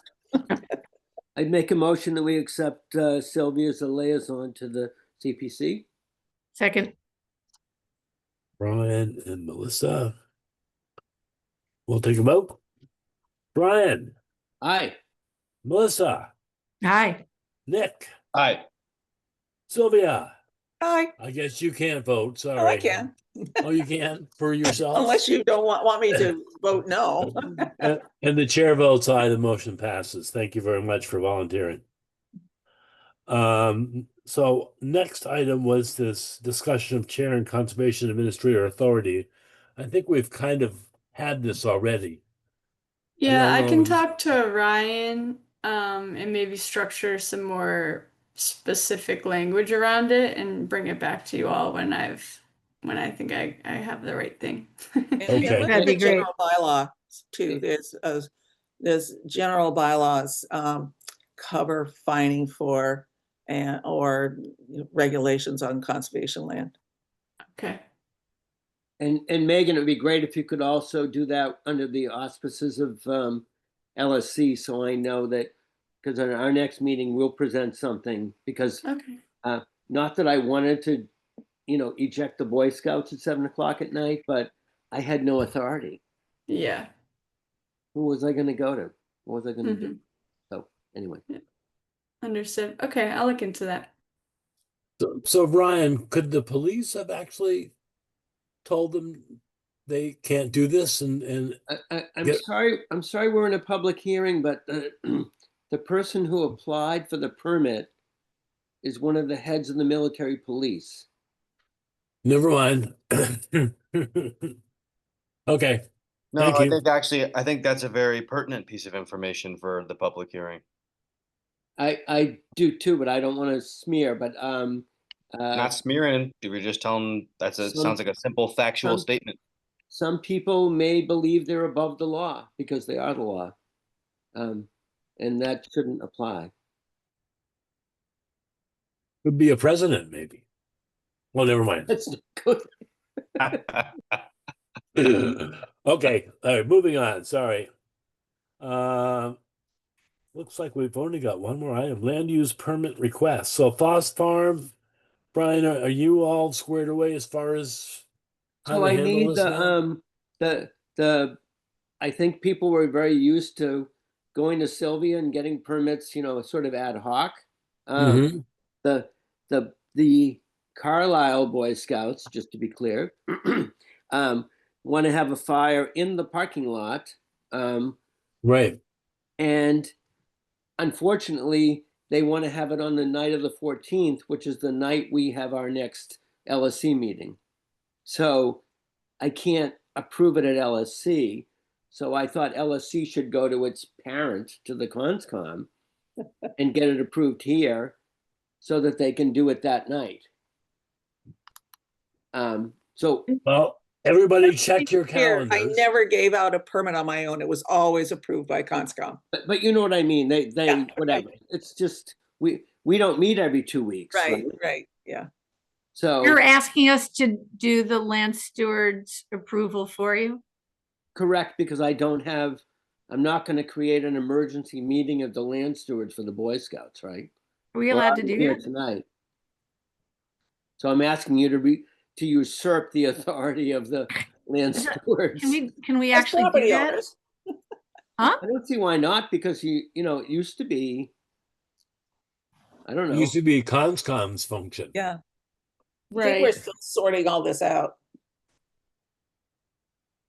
So Brian, what's the action to be taken? Do we I guess approve the permit, and then it's only monitor? it's only for one night, and so I would ask you as the chair and someone else, it takes 2 signatures, I'd be happy to be one of them, to approve the Boy Scouts having this fire in the parking lot, which is not like the other Boy Scouts in the fire in the field, on the 14th, because it's just in a timely manner. LSC can't address it in time. No, I understand that. So if I volunteered to sign, and then I presume I would go down there in the afternoon and monitor what they were actually doing No, to you make don't have sure to they do are anything. LSC will still do that, but we just need a signature. I need a signature. So I need a motion. I'm not the chair, so I need a motion to allow the Boy Scouts of Troop 135 to have a night hike and a campfire in the parking lot at Foss Farm. So moved. Can I get a second? Melissa, and Yeah. Nick, Second. thank you, Nick. We'll take a vote. So, Nick, Aye. Brian, can you vote on this? I assume so. We wouldn't have Me a too. I can't. Yeah, I think so. Say aye. Come on. Aye. Melissa, Hi. Sylvia. I, with one condition, Yeah. that you get in touch with the Boy Scouts ASAP and get their certificate of liability insurance, Hmm. because you're supposed to give it to you. Not for everything, but for the, for their events. So sorry, should I do that as LSC or should Well, this chair? I don't think Megan has the contact information. You just email the Scoutmaster. the whatever. Scoutmaster. We need All right, do you want me to take responsibility for that? Because it would have been LSC if it wasn't tonight. Yeah, why don't you do that, but CC me so that I we have, absolutely. yeah, that'd be I fine. know it's an email to the insurance company and they email it back to you. I know what it is. It just doesn't take long, but you should have it. Okay, cool. And We should have frankly, had it for the Scouts in Lowell too. right, and we should have it for the ag permits and everything else, but we don't. Anyway, all right. So last on this was the. Well, wait a minute now. It didn't finish the vote here. Sylvia. I said yes with one condition. Right, I Get the know. liability. Yes, I want to aye. make sure you get the liability, and the chair votes aye, the motion passes. Thank you. Cranberry Bog. So it may be moot, but I would still like to get a permit because it would be between now and the next meeting in the LSC. One of the LSC members, Julie Durrell, has a trail cam. Unfortunately, right now she would be here, but she's on vacation. But when she comes back, they would put it on a stump across from the bog, and we could monitor that. The beavers may be gone for several reasons before then. They may have left, or the trapper may have taken them away. But it doesn't hurt to give a permit, and we don't want to wait till the 14th to request that. Okay, well, Brian, I have a trail cam too. And Chris Spinney's already got mine. So George, I'd be happy to. I agree with all that, and I can't see any reason why not to do it. Yeah, seems like a great idea.